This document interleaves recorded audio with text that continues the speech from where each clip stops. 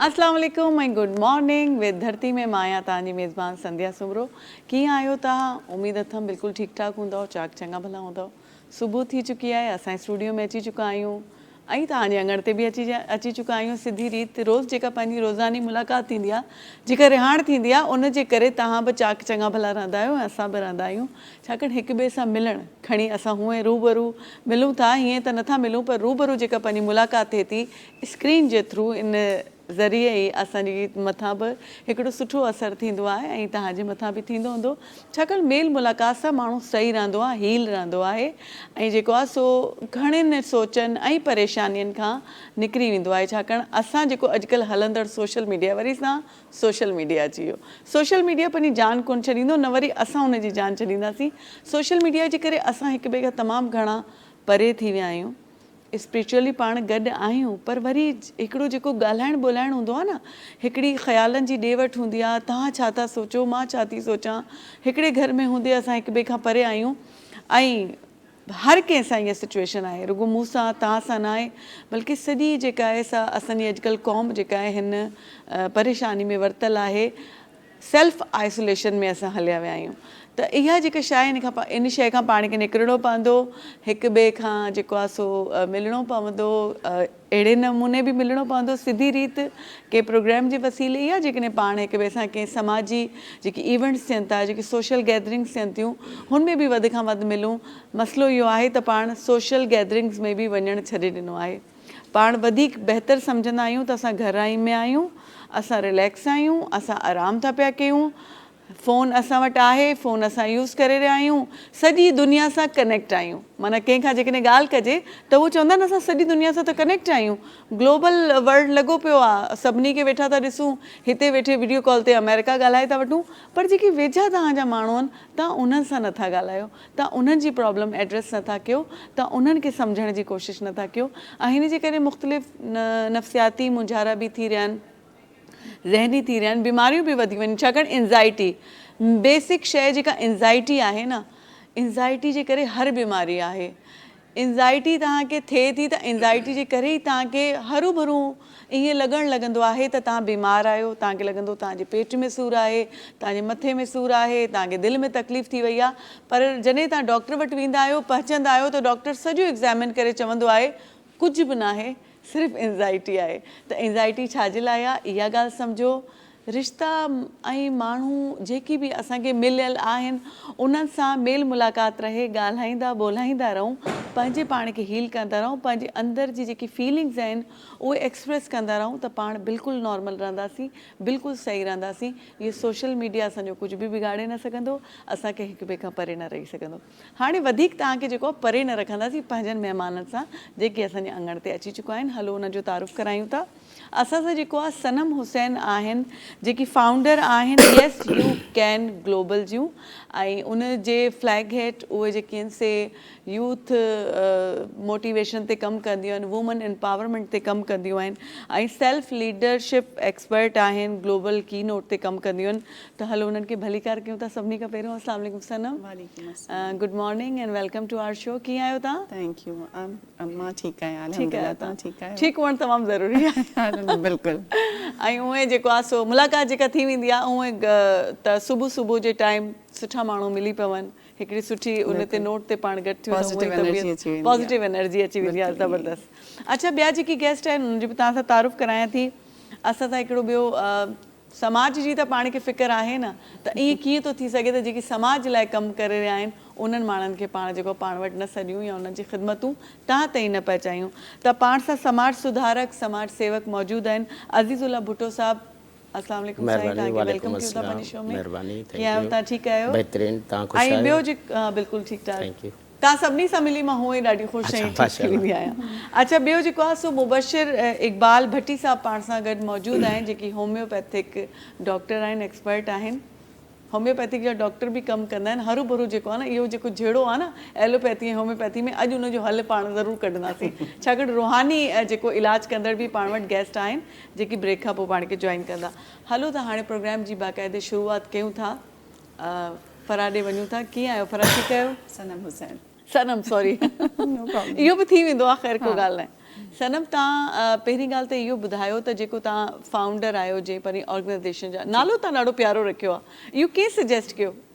इहा अंदरां आवाज़ आई हुई। अच्छा, छो त being a Sindhi girl U can say कि उन में छा थींदो आहे कि मोस्टली असांजो जेको आहे असांजी फैमिलीज़ में तालीम जो रुझान न हूंदो आहे, मतिलबु ख़ासि करे छोकिरियुनि जे लाइ। ऐं हींअर एतिरी एडवांसमेंट में जे बाद बि चवंदा आहियूं कि छोकिरियुनि खे घटि ई पढ़ायूं।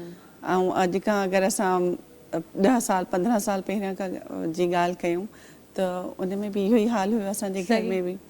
त I am the first in 7 generation जेकी आहे न उहा ग्रेजुएट आहे ऐं जेकी वर्किंग प्रोफेशनल आहे। त उन में छा थियो कि जॾहिं उहा स्ट्रगल पंहिंजी तव्हां पाण कंदा आहियो ऐं हिकिड़ो स्टेप वठंदा आहियो for the legacy and for the new generation, त उन में पोइ इहा आवाज़ ईंदी आहे कि यस यू कैन, तू करे थी सघें, जॾहिं सभु करे था सघनि तू बि करे थी सघें। ऐं दिस इज़ द रीज़न कि उहा असांजी फाउंडेशन जेको सोशल वर्क आहे बेसिकली फॉर दी सोसाइटी, असां इहो नालो जो मुंतख़िब कयो अॼु खां 8 साल पहिरियां। इहो नालो तव्हां ई सजेस्ट कयो? हा, पाण सजेस्ट कयो। छो त मां जॾहिं पंहिंजे पाण खे इहा जवाबु ॾिनमि कि नहीं यू कैन, तूं करे थी सघें, त पोइ मां चयमि कि शायदि मूं जहिड़ियूं केतिरियूं छोकिरियूं हूंदियूं जेके नथियूं इहे जवाबु ॾेई सघनि, त उन्हनि खे जेको बसि ॻाल्हाइनि नालो बि खणनि त हिकिड़ी हिमत मिली वञे, यस यू कैन। बिल्कुलु, हा। त इहो उतां ई पियो हिन जो जीअं हिकिड़ो डायलॉग गुजर से पहिरां मशहूरु थियो, all is well, all is well, बसि ईअं ई सम्झो। अहिड़े तरीक़े सां हाणे तव्हां जे हिनखे जेको आहे न असां वायरल कंदासीं, यस यू कैन। अलहमदुलिल्लाह असां ॾाढो कमु करे रहिया आहियूं हिन ते, वुमेन एम्पावरमेंट ते, यूथ ते। छो त जेकी तव्हां हाणे इंट्रो में हिकिड़ी ॻाल्हि कई न कि असां पाण सां नथा मिलूं, this is one of the reason. मतिलबु हिकिड़ो इहो अहम पॉइंट आहे, असां पूरी दुनिया सां कनेक्टेड आहियूं सिवाय पंहिंजे पाण सां। ऐं जेके बि इहे तमामु कॉज़िस आहिनि, जेके बि इहे सभु कॉज़िस आहिनि, जीअं तव्हां एंज़ाइटी चई, डिप्रेशन थी, कॉन्फिडेंस जी कमी, जेके ख़ुसूसन असांजे यूथ में अचे थी प्रॉब्लम्स, इहो सभिनी जी वजह इहा ई आहे कि असां पाण सां कनेक्टेड न आहियूं। बहैसियत इंसान असांखे पंहिंजी वैल्यू ई ख़बर न आहे कि असांजो मुक़ाम छा आहे। जीअं रब असांखे हिन दुनिया में आंदो आहे, हुन असांखे कहिड़ो मुक़ाम ॾिनो आहे, असांखे सभिनीनि खां बहितरीनु मख़लूक जो रुतबो ॾिनो अथई। ऐं असां जेको आहे ॿियनि शयुनि में उलझी उन जॾहिं पंहिंजे रुतबे खे सम्झी वेंदासीं न त यकीनन पोइ असां चई था सघूं yes I can, Yes You can. त इहा वजह आहे कि इंसान खे पंहिंजे पाण सां मिलणु ॾाढो ज़रूरी आहे। ऐं इहो ई कमु असां करे रहिया आहियूं, सेल्फ लीडरशिप ते था कमु कयूं। असांजो मिशन आहे 1 मिलियन सेल्फ लेड लीडरशिप, यानी कि अहिड़ा लीडर जेके डंडे ते ज़ोर ते कमु न कंदा, बल्कि पाण खे ज़िम्मेदारी खे सम्झंदा ऐं सम्झंदा कि मां न सिर्फ़ु पंहिंजे लाइ बल्कि हिन मुआशरे जे लाइ, हिन सोसाइटी जे लाइ ऐं एट लार्ज हिन दुनिया जे लाइ बि रिस्पॉन्सिबल आहियां। छो त असां छा सम्झंदा आहियूं, हिकिड़ो माण्हू छा थो करे सघे, हिकिड़ो माण्हू ई सभु कुझु करे थो सघे। जॾहिं असां हिस्ट्री ॾिसंदा आहियूं त ख़बर पवंदी आहे हिकिड़े माण्हू ई सभु इनकलाब आंदा आहिनि। त इन करे उहो हिकिड़ो इंसान असां पाण बि थी था सघूं। ऐं अहिड़ा माण्हू उहे ई हुया जेके सेल्फ लीडरशिप, हाणे तव्हां ॾिसो जेके हार्डवर्ड यूनिवर्सिटी ऐं वॾी वॾी यूनिवर्सिटियुनि में जेको रिसर्च थिए थी, उहे एतिरियुनि लीडरशिप जी जेके टाइप्स आहिनि उन जे बाद हाणे कमु करनि था authentic leadership, personal leadership, self leadership. Basically हर इंसान खे पंहिंजे पाण खे जॾहिं सम्झी वेंदो ऐं इन्हनि सभिनी जी जेकी बेस आहे उहा ठहियलु आहे सेल्फ अवेयरनेस ते, यानी पंहिंजे पाण खे सुञाणो। पंहिंजे पाण खे छा सुञाणो, हुनजी जेकी मिसाल ॾिजे त इहा न कि मूंखे बिरयानी पसंदि आहे त मूंखे ॻाढ़ो रंग वणे थो, न, मां छा आहियां, मुंहिंजे अंदरि कहिड़ियूं क्वालिटीज़ आहिनि, मुंहिंजा बिलीफ सिस्टम छा आहे, मां छा करे थो सघां या छा करे थी सघां हिन दुनिया में, मुंहिंजा कहिड़ा ग़लति बिलीव्स मूंखे मिलियल आहिनि उन्हनि खे ब्रेक कयां, कहिड़ा बैरियर्स आहिनि जेके मूंखे ब्रेक करणा आहिनि। जॾहिं मां पंहिंजे पाण खे सुञाणे वेंदसि त पोइ यकीनन मूंखे इन दुनिया में चेंज आणण खां कोई, हिन दुनिया सां मुराद कि मां पंहिंजे पाण खे अगरि चेंज करे थी सघां त obviously it's a big achievement. त जॾहिं मां पंहिंजे पाण खे चेंज करे थी सघां, पंहिंजे पाण खे लीड करे थी सघां, त पोइ यकीनन मां उन हिसाब सां डिसीजन बि वठी थी सघां ऐं पंहिंजे पाण खे पाण सां कनेक्ट करे थी सघां। इहो असांजो हिकिड़ो अहम जेको आहे न एजेंडा आहे सॼे हिन फाउंडेशन में। असां इन ते ई माइंड पावर ते कमु करे रहिया आहियूं। बेसिकली जेको तव्हां चयो जीअं सोशल मीडिया आहे या असांजी जेकी अॼुकल्ह आर्टिफिशियल इंटेलिजेंस आहे, ॾिसो आर्टिफिशियल AI आहे असां वटि, पर उन्हनि खे बि असां ई ठाहियो आहे, इंसान ई ठाहियो आहे। ऐं इंसान जी जेके सभिनीनि खां अहम शइ आहे उहे आहिनि जज़्बात, इमोशन्स, उहा कॾहिं बि उनमें नथी अची सघे। हाणे तव्हां ॾिसो दुनिया वरी वापसि अची हाणे जेको आहे उहे ह्यूमन सेंट्रिक लीडरशिप ऐं ह्यूमन सेंट्रिक शयुनि ते कमु थो करे। छो त एनी हाउ दुनिया इंसाननि सां ई हले थी ऐं इंसान खे इंसान सां कनेक्ट थियणो आहे। जॾहिं करोना बि आयो हो त करोना खां वधीक माण्हू इन शइ खां परेशान हुया कि सोशल गैदरिंग्स न पियूं थियनि, आइसोलेशन अची वई। छो त इंसान हिकिड़ो सोशल एनिमल आहे, आइसोलेशन में असां नथा रही सघूं, भले हुनमें असांखे दुनिया भर जूं सहूलियतां मिली वञनि। असां हिकिड़ी कैदी जी ॻाल्हि कयूं त उनजे लाइ उते छा सभिनीनि खां वॾी सज़ा हूंदी आहे, आइसोलेशन। बिल्कुलु। त इन्ही करे असांखे उन्ही ते ई कमु करिणो आहे कि सभिनीनि खां, ऐं ईअं बि न हुजे कि सॼी दुनिया सां कनेक्ट हुजूं, पर पंहिंजे पाण सां अगरि कनेक्ट न हूंदासीं न त उहा सॼी दुनिया बि असांजी उहा जेकी तन्हाई आहे उहा नथी ख़तमु करे सघे। सही, बिल्कुलु तव्हां बिल्कुलु सही ॻाल्हि कई आहे। त पंहिंजे पाण सां कनेक्ट न हूंदासीं त सॼी दुनिया सां खणी कनेक्ट थियण जे लाइ ज़रूरी आहे पंहिंजे पाण खे उहो जेका शइ असांखे खपे न उहा असांखे न मिलंदी ऐं रहंदो एंज़ाइटी ऐं इहा सॼी शइ उहा इन्ही जी वजह सां ईंदी आहे छो त असां आसरा ऐं सहारा ॻोल्हणु शुरू कंदा आहियूं। सही। असां पंहिंजी इनर पावर खे यूज़ न कंदा आहियूं कि पोइ जॾहिं असां पंहिंजी इनर पावर खे यूज़ कंदासीं हिन जो मतिलबु इहो न आहे कि असां आइसोलेशन में चईंदासीं या असांखे रिश्तनि जी ज़रूरत न हूंदी, सभिनीनि जी ज़रूरत हूंदी, पर उन्हनि जी एतिरी हूंदी जेतिरी ज़रूरत आहे। छो त मोस्टली डिप्रेशन, रिलेशनशिप ऐं सभु जेके चैलेंजिस ईंदा आहिनि उन्हनि जी वजह सां असां जेको आहे कॉन्फिडेंस घटि थी वेंदो आहे, मोटिवेशन लेवल घटि थी वेंदो आहे, त पोइ छा थींदो आहे असां उन्हनि खां एनर्जी वठंदा आहियूं न कि पंहिंजे पाण खां। सही। हीलिंग प्रोसेस जेके तव्हां वर्ड चयो न हीलिंग, अॼुकल्ह ॾिसो इन हीलिंग ते ई सॼी दुनिया हले थी, सॼो कमु थो थिए। हीलिंग केरु कंदो? तव्हांजी दवाऊं न कंदियूं, उहा तव्हांखे पाण ई करणी आहे। अगरि मां तव्हांखे हीलिंग जे लाइ हिते विहारां थी त मेडिटेशन तव्हां खां कराईंदसि मां, उहा करणी तव्हांखे ई आहे। कॾहिं करे था उहो करे कॾहिं सघंदव जॾहिं तव्हां पंहिंजे पाण खे पाण सां कनेक्ट कंदव। यानी पंहिंजे पाण जी आवाज़ ॿुधंदव, पंहिंजे पाण जी दिलि जी धड़कन ॿुधंदव, पंहिंजे पाण खे ॿुधणु शुरू कंदव, पंहिंजे पाण सां ॻाल्हाइणु शुरू कंदव। यानी जॾहिं तव्हां पाण सां ॻाल्हाईंदा आहियो, पंहिंजे पाण खे वक़्तु ॾींदा आहियो, तॾहिं तव्हां पंहिंजे पाण खे सुञाणींदा आहियो। जीअं हज़रत अली जो कॉल बि आहे कि इंसान जी सभिनीनि खां बहितरीनु शनाख़्त पंहिंजी शनाख़्त आहे। यानी पंहिंजे पाण खे सुञाणो कंहिं तरीक़े सां कि तव्हांजो मुक़ाम छा आहे बहसियत इंसान, उन्ही खे सम्झी वञो कि तव्हां कोई मामूली जेके आहिनि मख़लूक न आहियो, तव्हां अशरफुल मख़लूक़ात आहियो। त जॾहिं उहा सम्झी वेंदो त तव्हां पोइ कॉन्फिडेंस लेवल वारो मामिलो बि ख़तमु थी वेंदो। तव्हांखे ख़बर पइजी वेंदी कि मां कोई मामूली शइ न आहियां। त जॾहिं तव्हांखे पंहिंजो मुक़ाम ख़बर पइजी वेंदो त तव्हां उन हिसाब सां ई पंहिंजो वैल्यूज़ ठाहींदव, उन हिसाब सां ई डिसीजन वठंदव ऐं पंहिंजे पाण खे बि उन हिसाब सां लीड कंदव। ऐं जॾहिं तव्हां पाण खे लीड कंदव, lead yourself to lead the world. जॾहिं पाण खे लीड कंदव त दुनिया खे बि लीड करे था सघो। ज़बरदस्त ॻाल्हि तव्हां कई। अचूं था एॾे मुबशिर साहब पाण सां गॾु मौजूद आहिनि। सर, बात वही होती थी सेल्फ लीडरशिप की, पहले हमने कहा चलें इस पे आपसे भी कुछ बातचीत कर लें।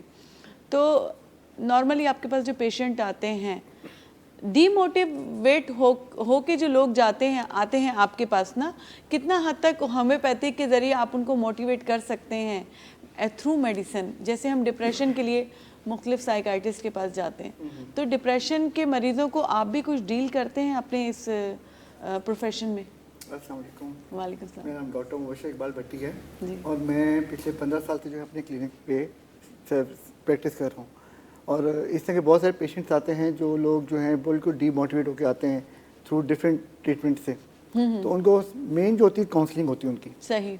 उनकी काउंसलिंग होती है तो वो लोग जो है अपने अंदर से बिल्डअप होते हैं ताकि वो अपने ट्रीटमेंट के लिए तैयार हो सकें। होम्योपैथिक तरीके का इलाज जो है बेसिकली आपके सेल्फ मेडिकेशन जो होती है ना, वो चीज़ बहुत नुकसान करती है। तो होम्योपैथिक मेडिसिन जो है वो आपको बहुत जल्दी रिपेयर करती हैं। पहले एक ज़माने में था कि होम्योपैथिक मेडिसिन बहुत लंबा इलाज होता है, लेकिन अब ऐसा नहीं है। अब एडवांसमेंट और टेक्नोलॉजी इतनी आ गई है कि with in few hours patient जो है वो बहुत जल्दी रिकवर होता है। सही, ये बात तो खैर आपकी है, लेकिन अक्सर जो है ना, ये आपका और एलोपैथी के बीच में जो एक जंग है जो कि बहुत अरसे से चल रही है, तो इसका शिकार लोग होके बहुत डीमोटिवेट हो जाते हैं। मसला ये है कि वो फैसला नहीं कर पाते और तंग आकर दोनों से कहते हैं ना, हमने दोनों से उलझना छोड़ दिया। फैज़ अहमद फैज़ का शेर है। तो उलझने की बात नहीं, ये बहुत अच्छी बात है। एलोपैथिक जो है इमरजेंसी ट्रीटमेंट के लिए बहुत अच्छा है, ठीक है। नो डाउट। जब एक पेशेंट अनकॉन्शियस स्टेट में जा रहा है, कवर नहीं हो पा रहा, तो एलोपैथिक उसको बहुत जल्दी रिकवर करता है। सही। लेकिन अगर आपको किसी बीमारी का इलाज करवाना है तो वो होम्योपैथिक से बेहतर इलाज कहीं नहीं है। लॉन्ग टर्म में आप किसी बीमारी को जड़ से खत्म करना जैसे आप शुगर ले लें, प्रोस्टेट ले लें, ठीक है ना, हेपेटाइटिस ले लें, टीबी ले लें, कोई भी इश्यूज हो, मेल हो, फीमेल हो, किड्स हो, उसका सबसे बेस्ट ट्रीटमेंट जो होम्योपैथिक के अंदर बीमारी जड़ से खत्म होती है। एलोपैथिक में वो चीज़ें नहीं है। आखिर में आके जो है सर्जरीज पे आते हैं, ऑपरेशन पे आते हैं, कुछ लोग डरते हैं, कुछ लोग करवा लेते हैं। तो होम्योपैथिक में ना सर्जरीज है, ना इंजेक्शन है, ओनली ओरल मेडिसिन है और उसी से आप ठीक हो जाते हैं। सही, बिल्कुल सही बोला आपने।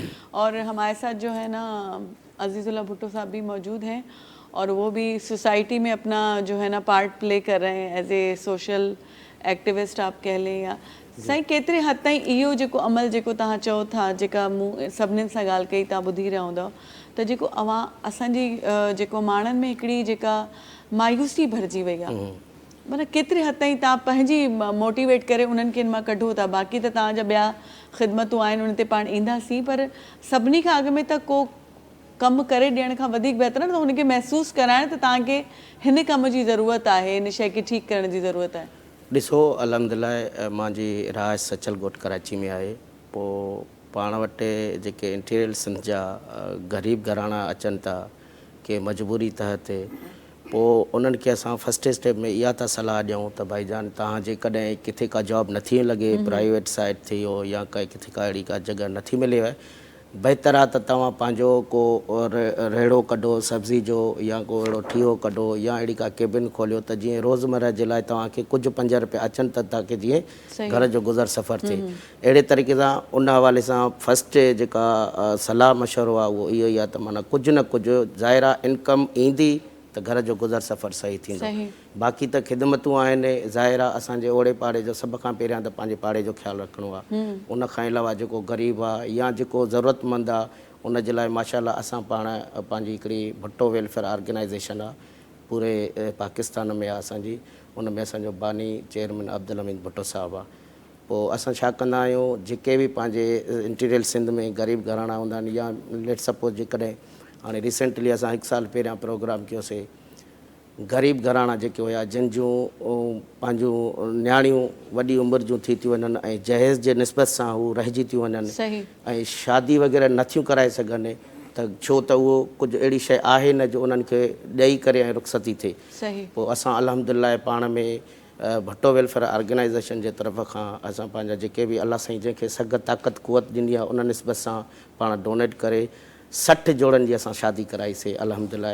हैदराबाद में हिकिड़ो सुठो वॾो मेगा प्रोजेक्ट कयो। अच्छा, वॾे बैंक्वेट में तव्हां माना गॾियल शादी कराई? अल्हम्दुलिल्लाह 60 जोड़ा 60 कुंवारियूं विहारे करे उन्हनि खे असां जहेज़ ॾिनोसीं ऐं माशाअल्लाह त उहे ॾाढा ख़ुशि थी विया। ऐं अहिड़े तरीक़े सां असांजा ॿिया इलाही कम आहिनि। पाण हिते गुलशन टाउन कराची जा सेक्रेटरी जनरल आहियूं भुट्टो वेलफेयर ऑर्गेनाइज़ेशन जा, ऐं फाउंडेशन रूरल डेवलपमेंट जो बि मां मेंबर आहियां। हाणे रिसेंटली असांजो पंहिंजे ॻोठु बेसिक जेको ॻोठु आहे असांजो उहो खैरपुर मीरस तालको किंगरी सां वाबस्तगी आहे असांजी। असांजो हामिद भुट्टो जे नाले सां ॻोठु आहे, उहो असांजो नाना साईं आहे अल्हम्दुलिल्लाह। पोइ उन ॻोठ जे आसपास जे इलाइक़नि में बि असांजूं ख़िदमतूं जारी रहंदियूं आहिनि। जेके ग़रीब घराना हूंदा आहिनि या मिसाल जेको बि हाणे असां पाण हिकिड़ी मुहिम हलाई आहे त हीअ हेॾी वॾी गर्मी आहे हिन वक़्तु, उन में इंसान त इंसान जे कमु अची सघे थो ऐं इंसान जे कमु ईंदो बि आहे, पर पोइ सोचियोसीं त हिननि पखियुनि परिंद जो छा थींदो। पोइ असां हिकिड़ो पाण में जेके मेंबर हुयासीं या जेके पंहिंजा न्यू जनरेशन आहे उहे नंढा पाटोड़ा वठी करे, ठिकर जा पाटोड़ा जीअं मिलंदा आहिनि उहे वठी करे उहे मुख़्तलिफ़ जॻहियुनि ते मुख़्तलिफ़ चौराहनि ते रस्तनि ते उहो असां उन सां पाटोड़नि में पाणी डेली जे बुनियाद ते ॾेई करे ऐं उन सां भरिसां अनाज रखी करे त जीअं उहो पाणी पखी अचे पीअनि आराम सां। सही जी, तो माना पखियुनि जी बि ख़िदमत हली रही आहे। इंसान त इंसान कंहिं बि तरीक़े सां कमु अची सघे थो, पर सोचो वञे त हीअ बि अलाह जी मख़लूक आहे। ऐं माशाअल्लाह पाण वरी सचल ॻोठ रेज़िडेंट्स एसोसिएशन मार्केट कमेटी जा जनरल सेक्रेटरी बि आहियूं ऐं उते बि पाण जेके ख़िदमतूं आहिनि डेवलपमेंट जे हवाले सां उहे बि असां पाण अल्हम्दुलिल्लाह सर अंजाम ॾींदा आहियूं। हलो, सुठी ॻाल्हि आहे, तमामु सुठो कमु करे रहिया आहियो। बसि असां दुनिया में इन करे आया आहियूं त असांखे पंहिंजे हिसे जो थोरो थोरो इन सोसाइटी में विझणो आहे, बिल्कुलु करिणो आहे, तॾहिं हिकिड़ो सुठो समाज जुड़ी सघे थो। सभा ईअं ई आहे न? संध्या सभिनीनि खां जेकी असांजी अहम हिकिड़ी शइ आहे न, असां जेकी Yes You Can Global Foundation जे थ्रू करे रहिया आहियूं, उहे 2 शयूं थियूं आहिनि। हिकिड़ी त सेल्फ लीडरशिप थी वई जेकी प्रमोट कंदी आहे ISR means individual social responsibility, यानी इनफरादी जेकी तव्हांजी ज़िम्मेदारी आहे मुआशरे जी तरफ़। ॾिसो पंहिंजे लाइ त हर कोई कमाए थो, हर कोई करे थो। हाणे इन्हनि खे कंहिं कमांड न ॾिनी हूंदी की तव्हां वञो ऐं मुआशरे जे लाइ कमु कयो। इहो हिकिड़ो नेचुरली जेको आहे कुदरती जज़्बो हूंदो आहे ऐं इहो जज़्बो अगरि नाहे इंसाननि में त इहो असां उभारण जी कोशिशि करे रहिया आहियूं कि जीअं हिन दुनिया में कंपनीज़ या इहा ऑर्गेनाइज़ेशन्स कमु करे रहियूं आहिनि ऐं उहो CSR करनि थियूं। सही आहे न? त ईअं ई बिल्कुलु हर इंसान जी ज़िम्मेदारी आहे ISR करे, यानी कुझु न कुझु पंहिंजे ॾींहं मां पंहिंजी ज़िंदगी मां हिकिड़ो अहिड़ो कमु उहो बि करे जंहिं मां वापसि उनखे कुझु न मिलंदो, पर उन जी कॉन्ट्रीब्यूशन हूंदी मुआशरे जी बहितरी जे लाइ, दुनिया जी बहितरी जे लाइ। उहो कुझु बि नंढड़ो कमु बि थी थो सघे। फॉर एग्ज़ाम्पल असां हाणे जीअं जीअं भुट्टो साहब चयो कि जीअं असां नंढड़ो से कमु कयो पखियुनि जे लाइ रखियासीं, हाणे इहो कोई बि सोचे थो सघे, बिल्कुलु, है न। इन तरह असां जेको सोशल वर्क करे रही आहियूं, मां पाण करे रही आहियां, हाणे उहो सेल्फ फंडेड आहे। फॉर एग्जाम्पल असांखे कोई उन जे लाइ न गाइडेंस ॾे, न कुझु बि न आहे, असां पाण करे रहिया आहियूं। छो त हाणे इहो बि इंसाननि जो पंहिंजी पंहिंजी फितरत आहे कि उन्हनि खे उहो सुठो लॻंदो आहे, दिली सुकून मिलंदो आहे कि न जी असां बि इन दुनिया जा ई हिसा आहियूं, इन जे लाइ बि असांजी पुछगछ थींदी कि तव्हां वापसि दुनिया में छा ॾिनो। त उन जे लाइ बि असां ISR ते कमु करे रहिया आहियूं। ऐं सिर्फ़ु कमु ईअं बि कयूं था कि हिकु त मोटिवेशन ॾियूं था ऐं प्लेटफॉर्म ॾियूं था कि जेको बि अगरि इंट्रस्टेड आहे, यानी पंहिंजी ज़िम्मेदारी निभाइणु चाहे थो, जीअं बि कैपेसिटी में, तव्हां ट्रेनर आहियो, तव्हां जेको आहियो वॉलंटियर वर्क करणु था चाहियो, तव्हां जेको आहे टीम जॉइन करणु था चाहियो, तव्हां स्पीकर थी अचणु था चाहियो, तव्हां ग्राफिक डिज़ाइनर, फॉर एग्जाम्पल नंढियूं नंढियूं कॉन्ट्रीब्यूशन्स आहिनि, जंहिं बि तरीक़े सां तव्हां चाहियो था तव्हां कॉन्ट्रीब्यूट कयो, असांजी फाउंडेशन जा मेंबर थियो। ऐं जेके बि असांजा फ्री कोर्सिस आहिनि, ट्रेनिंग्स आहिनि, फेलोशिप्स आहिनि, हींअर ताईं असां अल्हम्दुलिल्लाह 100,000 जेके आहिनि उहे यूथ खे असां ग्लोबली एम्पावर करे चुका आहियूं थ्रू सॉफ्ट स्किल्स। यानी असांजी फाउंडेशन हींअर 30 कंट्रीज़ में कमु करे रही आहे, ग्लोबली वर्चुअली कमु था कयूं, असांजो रिमोट कमु आहे, यानी वर्चुअली असां 30, उन में वुमेन एम्पावरमेंट ॾाढो इम्पॉर्टेंट आहे। उन्हनि सां गॾु असां जेको आहे उहो ग्लोबल समिट्स कराए रहिया आहियूं। हाणे इंशाल्लाह, छो त मां हूंदी आहियां सऊदी में, हींअर मां हिते आई आहियां पाकिस्तान में, हाणे कराची में पूरी कोशिशि आहे कि इंशाल्लाह नेक्स्ट मंथ जेको आहे हिकिड़ो असां ऑन साइट इवेंट कराईंदासीं हिते कराची में, जंहिंमें जेको आहे असां वुमेन लीडरशिप यानी इंडिविजुअल कैपेसिटी में जेतिरियूं बि अहिड़ियूं फीमेल्स आहिनि पाकिस्तानी, ऐं उहो जेको आहे लीडिंग पोजीशन ते कमु करे रहियूं आहिनि, या उन्हनि जी अहिड़ी कॉन्ट्रीब्यूशन आहे सोसाइटी में, एंटरप्रेन्योर्स आहिनि, टेक स्टार्ट आहिनि, उहे सभु हुनजो हिसो थी थियूं सघनि, जेके ऑन साइट थी। इन सां गॾु गॾु असां जीअं मुंहिंजो हिकिड़ो पंहिंजो जेको आहे उहो टॉक शो हूंदो आहे, जंहिंमें बीइंग वुमेन जे नाले सां, बीइंग वुमेन यू मैटर, जंहिंमें असां उन्हनि ख़वातीन खे साम्हूं आणींदा आहियूं जिन्हनि ॾाढी स्ट्रगल कई आहे, ऐं नालो भले उहे दुनिया में नज़र नथियूं अचनि, उन्हनि खे कोई प्रमोशन नथो मिले, उन्हनि जी कोई विज़िबिलिटी न आहे, बट उहे मौजूदु आहिनि। त असां उन्हनि ख़वातीन खे साम्हूं आणींदा आहियूं कि जिन्हनि पंहिंजी लाइफ में स्ट्रगल कया, कुझु अचीवमेंट कयूं, एक्सप्लोरिंग दी अनसीन, यानी कि जेके न आहिनि ॾिठल उहे बि कमु करे रहियूं आहिनि फीमेल्स, त उन्हनि खे असां फ्रंट ते आणींदा आहियूं। बिल्कुलु इन तरह असां पोएं साल जेको आहे women of impact awards, virtual awards conduct कया हुआसीं, जंहिंमें असां ग्लोबली 100 फीमेल्स खे जेको आहे उहो अवॉर्ड्स ॾिना हुआसीं। त इहे नंढियूं नंढियूं कॉन्ट्रीब्यूशन्स आहिनि कि अगरि जेको चवंदा आहिनि न वुमेन सपोर्ट वुमेन, अगरि इहो हिकिड़ी सोसाइटी में स्टार्ट थी वञे न, इनखे कमु शुरू थी वञे कि हर माण्हू ॿिए माण्हू खे सपोर्ट करे, जंहिं बि अंदाज़ में थी थो सघे, उनजे लाइ कोई गाइडलाइन न आहे या कोई मैंडेटरी न आहे कि तव्हांखे फाइनेंशियली सपोर्ट करिणो, ॿी तरीक़े सां बि थी थो सघे। फॉर एग्जाम्पल हाणे हींअर मां हिते वेठी आहियां, हे बि हिकिड़ो मुंहिंजो कॉन्ट्रीब्यूशन आहे सोसाइटी जे लाइ, पंहिंजे कम जे लाइ, कि जी मां उनखे कीअं प्रमोट करे रही आहियां।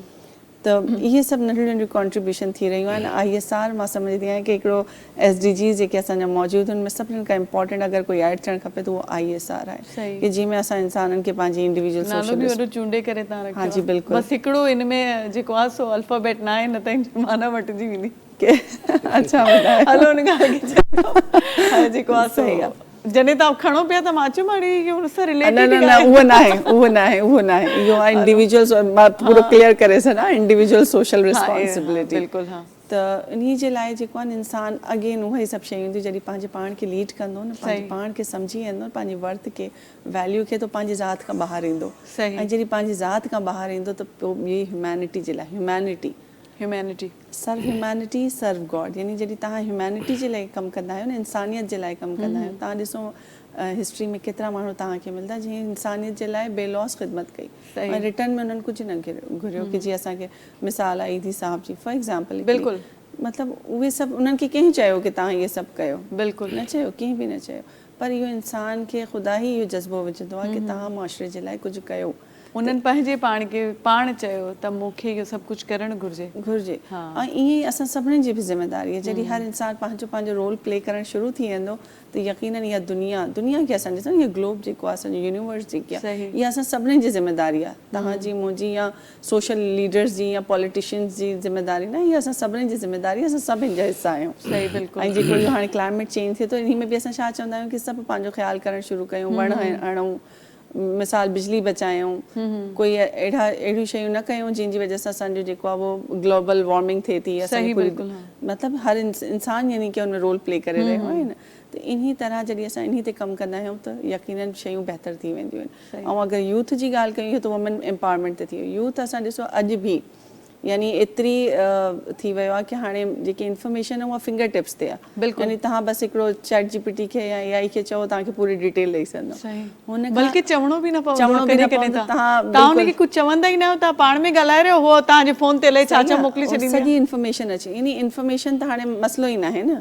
इंफॉर्मेशन जो त मसलो ई न आहे, हाणे आहे कि उन इंफॉर्मेशन खे फिल्टर आउट करणो आहे बिल्कुलु। कि हाणे मुंहिंजे मतिलब जी कहिड़ी ॻाल्हि आहे, एतिरी इंफॉर्मेशन अची वई आहे मुंहिंजे मतिलब जी कहिड़ी ॻाल्हि आहे, त उन्ही जे लाइ छा आहे कि जीअं असांखे वरी उतां सॼी ॻाल्हि घुमी फिरी उते ईंदी आहे। त असांजी जेकी यूथ आहे ख़ासि करे असां कमु कंदा आहियूं 16 खां 18 खां 30 साल जे जेके यूथ आहिनि यानी फ्रेश ग्रेजुएट्स जेके हूंदा आहिनि उन्हनि खे असां कराईंदा आहियूं करियर रेडीनेस प्रोग्राम कराईंदा आहियूं, यानी कि तव्हां कमु करण खां पहिरियां उन्हनि खे उहा तमामु गाइडलाइन ॾियणु कि जॾहिं तव्हां यूनिवर्सिटी मां निकिरी जीअं हिकिड़ी छोकिरी हूंदी आहे उहा पंहिंजी फैमिली मां निकिरी जीअं सावरनि में वेंदी आहे, ईअं ई तॾहिं जहां ॿार जेके आहिनि यूनिवर्सिटी मां निकिरी जॾहिं पंहिंजो कमु करणु वेंदा आहिनि त उन्हनि खे सम्झाइणु ॿुधाइणु कि भई तव्हांखे हे शइ जी ज़रूरत पवंदी, सिर्फ़ु डिग्री खणी वेंदो कमु न थींदो, उते ॻाल्हाइणो कीअं आहे, इंटरव्यू कीअं ॾियणो आहे, हक़ीक़त आहे।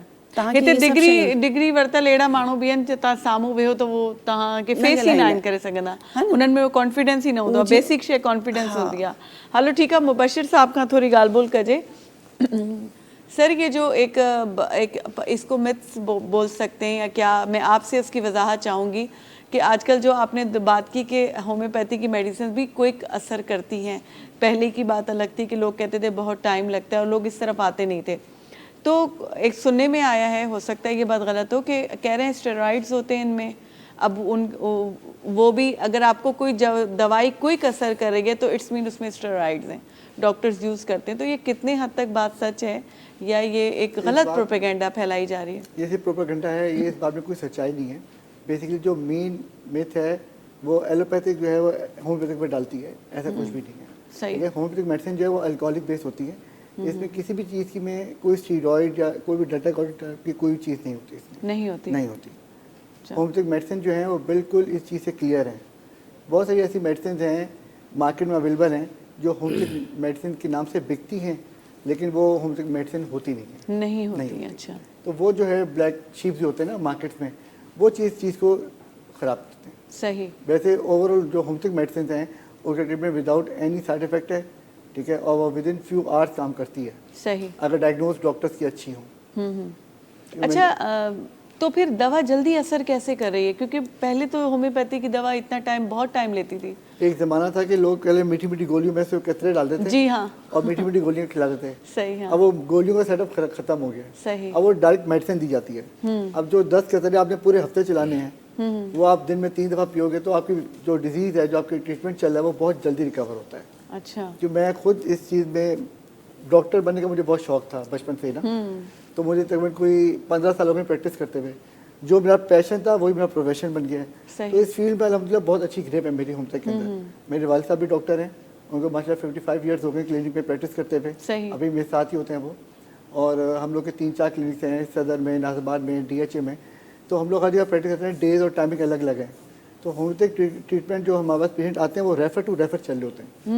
ख़ास तौर पे जो मेरे पास सिंध से पेशेंट आते हैं, ख़ास तौर पे वो आते हैं गुर्दे के पेशेंट, सही, पथरी के पेशेंट बहुत आते हैं, क्योंकि लेजर्स करवाते हैं, ट्रीटमेंट करवाते हैं, लेकिन उसका वो पे दोबारा पथरी हो जाती है। तो होम्योपैथिक में ये है कि बनने का अमल भी और बनी हुई पथरी भी वो ख़त्म हो जाती है, और कोई इसमें सर्जरी नहीं है, कोई इसमें लेज़र नहीं है, कोई ऐसी हार्मफुल मेडिसिन नहीं है कि आपको तंग करे।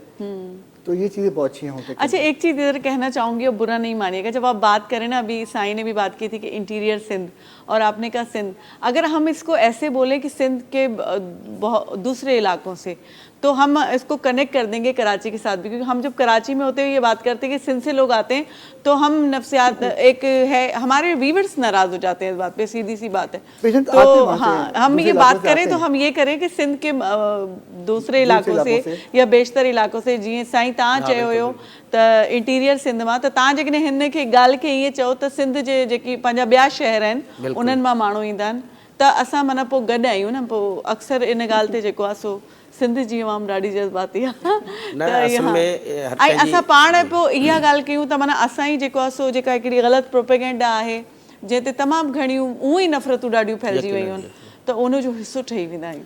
असल में हर हिकु माण्हू जी पंहिंजी पंहिंजी हिकिड़ी सोच हूंदी हा, आहे, बिल्कुलु, पोइ जंहिंखे जाॾे माण्हू तरजीह ॾे उहा ओॾां शिकिबी, रसो आहे मिसाल आहे तव्हां जेकॾहिं सिधो छिकींदव त सिधो हलियो वेंदो सही जेकॾहिं रोड आहे सिधो ठहियलु आहे जेकॾहिं रोड सां सिधो वेंदव त हर को माण्हू चवंदो त भई सिधो थो वञे अगरि तव्हां रोड जे हिन पासे ॾांहुं लहंदव त इंडेफिनेटली हर को चवंदो त भई हीउ माण्हू हेॾे गाॾी कवर करे वियो सही त हिकिड़ी इहा सोच आहे त मिसाल जे तव्हां ॿुधायो त सिंध बेसिकली कराची बि सिंध आहे बिल्कुलु नो डाउट कराची सिंध आहे हिन में को शक पर न आहे। मतिलबु ॻाल्हि करण सां न कॾहिं कॾहिं लफ़्ज़ ईअं चवंदा आहिनि ॻाल्हि हिकिड़ी हूंदी आहे पर लफ़्ज़ ग़लति इस्तेमालु करण सां ॻाल्हि जो मफ़हूम मटिजी वेंदो आहे ऐं व्यूअर्स नाराज़ थी वेंदा आहिनि त असां चाहींदा आहियूं त अहिड़ी का ॻाल्हि न थिए त पाण सभु हिकु आहियूं ऐं सभु जेकी भी जो भी बोली बोलने वाले हैं आप हैं हम हैं सब हम आपस में साथ हैं एक कौम की तरह रहते हैं लेकिन कुछ चीज़ें हसास होती हैं लोग उस पर नाराज़ होने लग जाते हैं तो मैंने अपने तौर पे समझा आप बहरहाल इस बात को फील नहीं कीजिएगा ऐं जेको आहे नाज़रीन वठूं था नंढी साई खां पोइ वरी तव्हां सां गॾु हूंदासीं अच्छा साई न वठूं असांखे साई न ॾींदव हलो ठीकु आहे अच्छा हिते इहो जेको आहे सो हिकिड़ी ॿी ॻाल्हि जेकॾहिं ॻाल्हि पई हले वुमन एम्पावरमेंट जी त मुंहिंजे ज़हन में आयो त तव्हां आहियो त हिन मौक़े जो जेको आहे सो भरपूर फ़ाइदो वठिजे जेको ताज़ो तव्हां ॾिठा हूंदा पंहिंजे सिंध जे ॿियनि इलाइक़नि में वाक़िया थिया आहिनि औरतुनि सां वुमन एम्पावरमेंट ते तव्हां कमु छा लॻंदो आहे तव्हांखे इहे शयूं केतिरो मुतासिर कंदियूं आहिनि हिकिड़ी माण्हू हिकिड़ी स्पीड सां हिकिड़ी रवानी सां हिकिड़े समाज में सर्व करे रहियो आहे न पोइ हिकिड़ी मायूसी छा अचणु लॻंदी आहे त असां एतिरो कम बि कयूं था ऐं हिन शइ जे लाइ आवाज़ बि उथारियूं था तॾहिं बि असां अहिड़ियुनि शयुनि खे रोके न सघी रहिया आहियूं माण्हुनि खे चेंज न करे सघी रहिया आहियूं अच्छा ॾिसो हिन में हिकिड़ी शइ पहिरें त मां उमेदु कयां थी मां सही ॻाल्हाए रही आहियां ऐं सही बिल्कुलु तव्हां सम्झाए परफेक्ट सघां ॻाल्हाए थी। रहिया आहियो अच्छा जेको आहे वुमेन यानी ख़वातीन जा जेके मायुनि जा जेके मसइला आहिनि या मुख़्तलिफ़ जेके मसइला आहिनि पहिरियां त मां इहो चवंदी आहियां सदाईं जॾहिं बि वुमेन एम्पावरमेंट ते कोई बि जॾहिं ग्लोबल हुनमें लीडर्स बि हूंदा आहिनि न फीमेल्स त मां उन्हनि खे इहो चवंदी आहियां भाई ख़वातीन जो जेको मसइलो आहे न उहो पाकिस्तानी मसइलो न आहे इहो आलमी मसइलो आहे पहिरीं ॻाल्हि थी आहे त अगरि असांजी मायूं जेके आहिनि या असांजी ख़वातीन बि इन्हनि मसाइल मां दो चार आहिनि त उन्हनि में कोई वॾी ॻाल्हि न आहे इहो पूरी आलमी मसइलो आहे मुश्किल तॾहिं ईंदी आहे जॾहिं असां उन्हनि जी लाइक एक्शन कहिड़ा था कयूं या उन्हनि में इम्प्रूवमेंट केतिरी थी अचे छो त तव्हां ॾिसो हाणे वुमेन एम्पावरमेंट ते सिर्फ़ु नेशनल लेवल ते न बैनुल अक़वामी लेवल ते कमु थी रहियो आहे ऐं पूरियूं जेके तव्हां ॾिसो के वॾियूं वॾियूं ऑर्गेनाइज़ेशन्स जेके आहिनि उहे वुमेन एम्पावरमेंट ते कमु करे रहियूं आहिनि पर असांजो जेको हिते माइंड सेट आहे यूजुअली जेको मुंहिंजो डोमेन आहे उहो मां कमु करे रही आहियां उन्हनि जी एजुकेशनल एम्पावरमेंट ते सही ठीकु आहे न उन्हनि जी टेक्निकल एम्पावरमेंट टेक्नोलॉजिकल एम्पावरमेंट ते कमु करे रही आहियूं जेके ॿिया मैटर्स आहिनि यानी कि ख़वातीन सां रिलेटेड जेके आहिनि असां उन्हनि ते कमु न कंदा आहियूं पर बि उन्हनि जे लाइ असां कमु उन्हनि जे लाइ आवाज़ु अगरि चओ त उहो ईअं थींदो आहे कि जीअं उन्हनि खे पंहिंजे राइट्स जो अवेयरनेस ॾियणु बिल्कुलु कि भाउ तव्हांजा बहसियत ख़ातून तव्हांजा कहिड़ा कहिड़ा राइट्स आहिनि यानी असांखे पाण खे बि ख़बर न आहे कि अगरि असांजे हथ में निकाहनामो आहे त हुन में छा लिखियलु आहे ऐं असांजा छा राइट्स आहिनि यानी असांखे पंहिंजी अथॉरिटी ख़बर न हूंदी बिल्कुलु अक्सर छोकिरियूं पढ़ंदियूं बि न आहिनि इवन तव्हां इहे सिर्फ़ु ॻोठ जी छोकिरियुनि जी ॻाल्हि न आहे तव्हां शहर जी ॾिसो पढ़ियल लिखियल छोकिरी बि ॾिसो असांखे गवर्नमेंट कहिड़ा कहिड़ा राइट्स ॾिना आहिनि असांखे जेको आहे शरीयत कहिड़ा कहिड़ा राइट्स ॾिना आहिनि इहा सभु ॻाल्हियूं अची कनेक्ट थींदियूं आहिनि लैक ऑफ अवेयरनेस यानी असां उन शइ खे इम्पोर्टेंस ई न ॾींदा आहियूं यानी अगरि ॿार जी कस्टडी खां वठी हर शइ खे वठूं असांखे ख़बर ई न हूंदी आहे कि असांजी गवर्नमेंट असांजे मुल्क असांजी जेको आहे मज़हब असांखे केतिरा राइट्स पहिरियां ई ॾेई चुको आहे जंहिंजे लाइ असां विढ़ी रहिया आहियूं उन खां कई गुना वधीक असांखे राइट्स पहिरियां ई मिलियल आहिनि मुसीबत तॾहिं ईंदी आहे जॾहिं असांखे उहा ख़बर ई न हुजे त पहिरियां त हर औरत खे घटि में घटि जेको आहे पंहिंजा बेसिक राइट मालूम थियणु यानी कि उन्हनि खे ख़बर हुजणु ॾाढी ज़रूरी आहे इन में ज़रूरी न आहे कि तव्हां पढ़ियल लिखियल आहियो या ॻोठ जो आहियो या शहर जो आहियो बेसिक राइट्स तव्हां पाण बि हाणे त उहा ई ॻाल्हि अची वई न इंफॉर्मेशन जी ॻाल्हि आहे तव्हां मोबाइल तव्हांजी इंफॉर्मेशन टिप्स ते आहे त जेतिरो थी सघे थो त पंहिंजे लाइ पंहिंजे राइट्स खे पंहिंजी अथॉरिटीज़ खे तव्हां सम्झणु शुरू कयो पंहिंजे हक़ खे सम्झणु शुरू कयो पंहिंजे पाण खे सम्झणु शुरू कयो ऐं पंहिंजे पाण खे एक्सेप्ट करणु शुरू कयो तव्हां ॾिसो हाणे अगरि ग्लोबल लेवल ते तव्हां ॻाल्हि कयो त उते हाणे बि इहो मुश्किल अचे थी कि ख़वातीन खे जेको आहे लीडरशिप पोज़ीशन्स ते एक्सेप्ट नथो कयो वञे बिल्कुलु यानी कि ख़ातून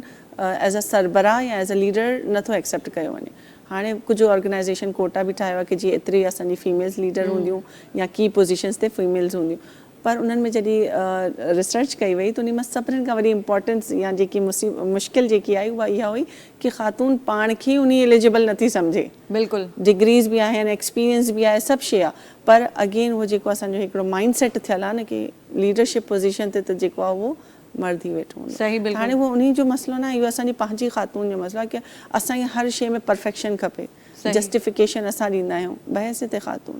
त इन्ही जे लाइ पहिरियां पाण खे एज़ अ लीडर एक्सेप्ट त कयूं कि असां बि लीडरशिप पोज़ीशन्स ते अची था सघूं। बिल्कुलु। त जॾहिं उहो एक्सेप्टेंस अचणु शुरू थी वेंदी त यकीनन अल्टीमेटली मतिलबु वुमेन रिलेटेड जेतिरा बि इशूज़ आहिनि उन मां घटि में घटि थोरी थोरी कमी अचणु शुरू थी वेंदी। सभु कमु असां रुगो जेको आहे न उहो छा कयो आहे कि NGOs ते छॾे ॾिनो आहे या गवर्नमेंट ते छॾे ॾिनो आहे कि भाउ असांजे लाइ कोई आवाज़ु खणे त उहा बि गवर्नमेंट हुजे, असांजे लाइ कोई मसइले जो हल ॾिए त उहा बि चवंदा आहिनि न कि चैरिटी बिगिन्स होम। मतिलबु हर शइ शुरू तव्हां खां पाण खां थींदी आहे। हिकिड़ी छोकिरी हिकिड़ी औरत जॾहिं पाण खे पंहिंजे पाण खे सम्झणु शुरू कंदी त यकीनन उहा पाण न हूंदी, उहो हिकिड़ो कुंबो हूंदो। चवंदा आहिनि हिकिड़ी छोकिरी खे पढ़ायो तुंहिंजो मतिलबु आहे तव्हां हिकिड़ी नसल खे पढ़ायो आहे, हिकिड़े कुंबे खे बि न, हिकिड़ी नसल खे पढ़ायो आहे तव्हां। त यानी कि हिकिड़ी औरत जॾहिं पंहिंजे पाण खे सम्झंदी त उहा यकीनन हिकिड़े पूरी नसल खे तयारु थी करे। त औरत खे पंहिंजे पाण ते कमु करिणो आहे, डिपेंडेंसी खां निकिरणो आहे, यानी कंफर्ट ज़ोन जेको असां ठाहियो आहे न पंहिंजे गिर्द, उन्ही मां निकिरी असांखे सम्झणो आहे कि असांजी पंहिंजी बहसियत औरत मुक़ाम छा आहे, वैल्यू छा आहे ऐं असांजा राइट्स छा आहिनि। बिल्कुलु इहा ॻाल्हि हा आहे ऐं तव्हां सही था चओ त पंहिंजो औरतुनि खे पाण सम्झणो आहे त उन्हनि जा राइट्स छा आहिनि। पर हिते प्रॉब्लम इहा आहे सम्झियल बि आहिनि न, जॾहिं तव्हां पंहिंजी राइट्स जी ॻाल्हि कयो था न त तव्हांखे ओवर राइट था करे छॾनि। ईअं बि आहे, ईअं थिए थो, मतिलबु घणे क़दुरु ईअं न आहे, अवेयरनेस काफ़ी अची बि चुकी आहे। इहे वाक़िया छो थी रहिया आहिनि? इहे वाक़िया इन करे थी रहिया आहिनि त हिकिड़ी छोकिरी खे ख़बर आहे त मूंखे दीन बि इहो हक़ु ॾेई रहियो आहे, उहो पंहिंजी पसंदि सां कंहिंखे पसंदि करे सघे थी। तव्हांखे ख़बर आहे असां सभिनीनि जी जेके माउ आहे हज़रत ख़दीजतुल कुबरा पाण पैगाम मोकिलियो उन निकाह जो, त औरत खे ख़बर आहे त उनजा कहिड़ा राइट्स आहिनि जेके स्पेशली सभिनी खां अॻु में दीन खे वठंदासीं त उहो ॾेई रहियो आहे, सोसाइटी उन खां पोइ ॾेई रही आहे, कानून उन खां पोइ ॾेई रहियो आहे। उनखे ख़बर बि आहे, उहो जॾहिं खणे थी कोई स्टेप या चाहे थी त असांजे माण्हुनि जो माइंड सेट अहिड़ो आहे जो उनखे उनजी सज़ा जेको आहे सो गोली जी शिकिल में ॾिनी थी वञे। रिसेंटली बि तव्हां ॾिठो आहे एतिरा ई वाक़िया थिया आहिनि, एतिरा इलाही वाक़िया थिया आहिनि। ऐं हलो इहो त ॻाल्हियूं जेके आहिनि से पंहिंजियूं हलंदियूं रहंदियूं ऐं शायदि तव्हां सां जेको टाइम असांजो हुयो एतिरो ई हुयो। ऐं जेको आहे सो नाज़रीन सनम खे असां जेको आहे इन खां पोइ जेको आहे सो वेंदियूं हलियूं, पाण खे ॿिया हिकिड़ा गेस्ट आहिनि उहो जॉइन कंदा। त सनम तव्हांजी वॾी वॾी महिरबानी, तव्हां तमामु सुठो थोरो टाइम ॾिनो पर ॾाढो क्वालिटी टाइम ॾिनो ऐं तव्हां सां तमामु सुठी ॻाल्हि ॿोल थी। को मैसेज सुठो ॾियो इन खां पोइ असां तव्हांखे छॾींदासीं।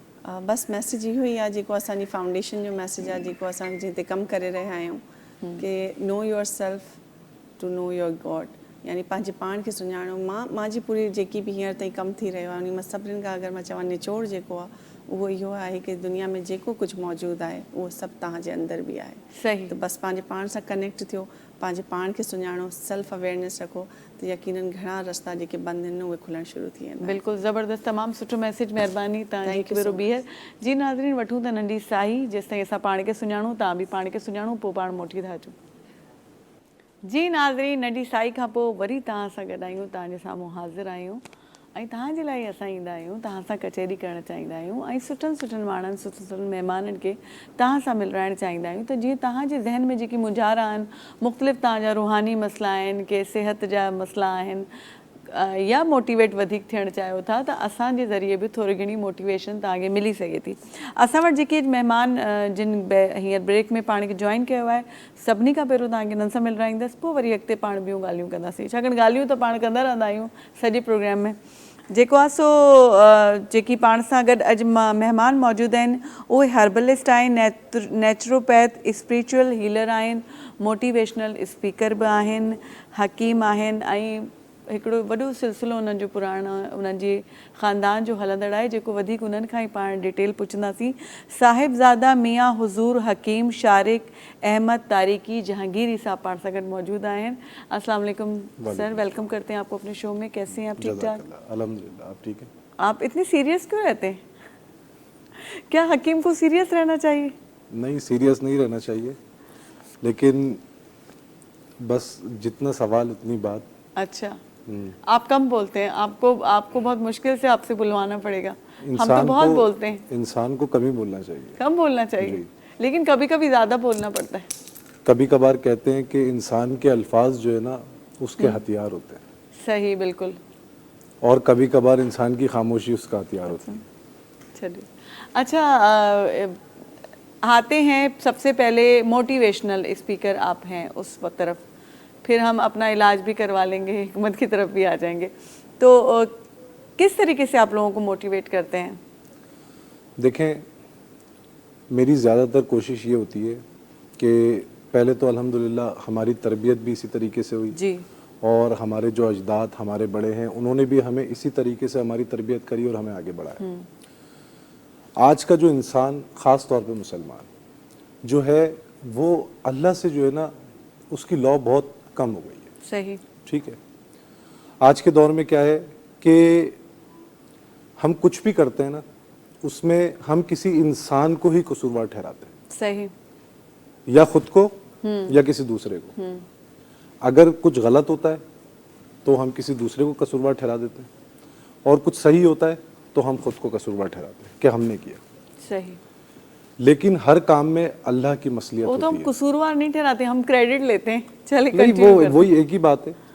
लेकिन हम इस चीज को भूल गए कि अल्लाह रब्बुल इज्जत कादिर मुतलक है, वो हर चीज पे कुदरत रखता है। बेशक। ठीक है, मेरी ज्यादातर कोशिश होती है कि लोगों को दीन की तरफ लाके और उनको उस तरीके पे जो है वो मोटिवेट किया जाए कि लोगों की लौ अल्लाह से लगे। सही, अभी बात हो रही थी थोड़ी देर पहले डिप्रेशन पे, सही, तो मैं ये समझता हूँ एज अ मुसलमान डिप्रेशन का मर्ज होना ही नहीं चाहिए। वो क्यों? अल्लाह रब्बुल इज़्ज़त ने हमें दो चीज़ें बहुत खूबसूरत दी हैं और ये अल्लाह रब्बुल इज़्ज़त का एक अनमोल तोहफा है हमारे लिए। सही, एक नमाज सही, और एक कुरान शरीफ। सही, मौला कायनात हज़रत अली करमल्लाह वजह फरमाते हैं कि जब मेरा दिल करता है कि मैं अल्लाह से बात करूं तो मैं नमाज पढ़ता हूँ, सही, और जब मेरा दिल करता है कि अल्लाह मुझसे बात करे तो मैं कुरान पढ़ता हूँ। सही, तो एक सिर्फ कुरान रहनुमाई नहीं है, कुरान शिफा भी है। बेशक। और जो लोग कुरान और नमाज की पाबंदी रखते हैं वो कभी भी डिप्रेशन के मरीज नहीं होते। सही। और बेसिक चीज़ ना अकीदा है, बेशक, कि आपका अकीदा है ना कि ये जो इससे आपको शिफा मिलनी है, कुरान के जो भी आयात हैं, अगर आप अकीदा करते हैं ना, बेसिक चीज़ हर इलाज का जो मेन पिलर है ना वो आपका अकीदा है, कि आप अकीदा करते हैं कि मुझे इससे शिफा मिलेगी, आपको यकीन होता है, यकीन कामिल होता है, तो आपको ज़रूर मिलती है। बेशक। और यही अल्लाह हमें समझाता है। देखें कुरान जो है वो रहनुमाई के साथ शिफा कैसे कि अल्लाह रब्बुल इज़्ज़त ने कुरान में ही हमें वो सारी गाइडेंस दी है कि क्या मसला आपको कब है और आपको क्या पढ़ना है। सही, यानी कि देखें, हम लोग जो है ना कुरान शरीफ पढ़ते हैं सही, लेकिन कुरान शरीफ को समझते नहीं है। सही, इस दौर का सबसे बड़ा जो मसला है ना वो ये है कि हमारे जो बच्चे हैं, हमारी जो जनरेशन है, उनका सबसे बड़ा मसला ये है कि उनको सिर्फ कुरान पढ़ाया जा रहा है, समझाया नहीं जा रहा। अगर उनको कुरान समझाया जाएगा ना तो बहुत सारे मसले जो है ना हमारी ज़िंदगियों से वैसे ही ख़त्म हो जाएंगे। सही, हकीकत है। वाकई में हमने तो कुरान को इसलिए लाते हैं कि हमें उसको ऊपर कहीं सेट कर दें, कोई स्टैंड लगा दें, या जो है ना बहुत सारे उसमें जिसदानों में लपेट के हम उसको रख दें। आज का कॉन्सेप्ट ये है कि कुरान सिर्फ एहतराम के लिए। हाँ, बस वो आपके घर में रखा हुआ है तो समझिए उसकी बरकत आप पे आ रही है। उसको पढ़ना भी है, उसको समझना भी है। इस चीज़ को हम समझ ही नहीं पा रहे हैं। चले ठीक है, एक तो मैं थोड़ा ये समझना चाह रही हूँ, आपका नाम का जो आपकी फैमिली का सिलसिला है उसकी ज़रा सी डिटेल्स हमें बताइए। देखें, हम अल्हम्दुलिल्लाह तकरीबन हमारी 14 सिलसिलों से निस्बत है, और हमारा सिलसिला जो है वो सोहरवर्दी है, हमारी निस्बत जो है वो कलंदरिया है, और हमारा ख़ानदान जो है वो कादरी है। अच्छा। और हज़रत शेख अब्दुल कादिर जिलानी रहमतुल्लाह अलैह से लेकर सरकार दो आलम सल्लल्लाहु अलैहि वसल्लम तक हमारा जो है वो सिलसिला शिजरा नस्ल है। सही। और यहाँ मेरे वालिद साहब अल्हम्दुलिल्लाह पाकिस्तान में तकरीबन 45 सालों से जो है वो लोगों को मोटिवेट भी कर रहे हैं, उनके रूहानी इलाज भी कर रहे हैं, तिब्बी इलाज भी कर रहे हैं, और अल्हम्दुलिल्लाह सिंध में, पंजाब में, पड़ोसी ममालिक में और दुनिया भर में अल्हम्दुलिल्लाह हमारे लाखों मुरीद हैं। जी, अच्छी बात है, बहुत अच्छी बात है। और मुरीद जो हैं वो आपके पास आते हैं और उनको शिफा भी मिलती है, तो और मुरीद बढ़ते जाते होंगे। अल्हम्दुलिल्लाह। ये सिलसिला मतलब बढ़ ही रहा है। चलें फिर आपकी तरफ आते हैं। मुबशिर साहब से थोड़ा मैं ज़रा इलाज की ही बात चल रही है, तो एक तो सबसे पहले ये बताएं कि शुगर का जो है ना कितना कामयाब इलाज मौजूद है होम्योपैथिक में? होम्योपैथिक में शुगर का बहुत अच्छा इलाज है। बेसिकली जो शुगर एक दफ़ा अगर बंदे पे आ जाए वो ख़त्म नहीं होती। सही। लेकिन अगर एलोपैथिक में आप लेके जाएं तो उसमें इंसुलिन के थ्रू उसको आप कवर करते हैं या मेडिसिन के थ्रू कवर करते हैं, लेकिन ओवरऑल जनरल वीकनेस आपकी बढ़ती रहती है। मेंटल हेल्थ जो है वो आपकी बहुत वीक हो जाती है, बॉडी वीक हो जाती है, ऐसे ऐसे आपकी किडनीज खत्म होने लगती किडनीज खत्म आपकी होती हैं, किडनी वर्क बिल्कुल स्लो होता है। होम्योपैथिक में जो आपकी शुगर ट्रीटमेंट है उसमें आपकी बॉडी वर्क भी आपका परफेक्ट रहता है, आपका इम्यून बहुत स्ट्रांग होता है, आपके किडनीज पे कोई इफेक्ट नहीं पड़ता। ओवरऑल जो है आपकी जो पूरी एक लाइफ स्पैन जो है वो आपका इंक्रीज हो जाता है। सही। आपको जो बॉडी पेन होना या बोन से पेन होना वो चीज़ें नहीं रहती वो होम्योपैथिक चीजें इलाज नहीं में। हाँ रहती। जी, कभी भी नहीं। अच्छा, एहतियात कितना होम्योपैथी की जैसे ये एलोपैथी के डॉक्टर तो सब मना कर देते हैं हमें, किस चीज़ का? ये भी नहीं खाना, ये भी नहीं खाना, तो आप मिठाई विठाई खाने की इजाजत देते हैं? दवाएं भी खाते रहे, मिठाई वगैरह भी खाते देखिए रहे, शुगर जो है उसमें नॉर्मल मीठा रहेगी। वैसे ही रोक देते हैं।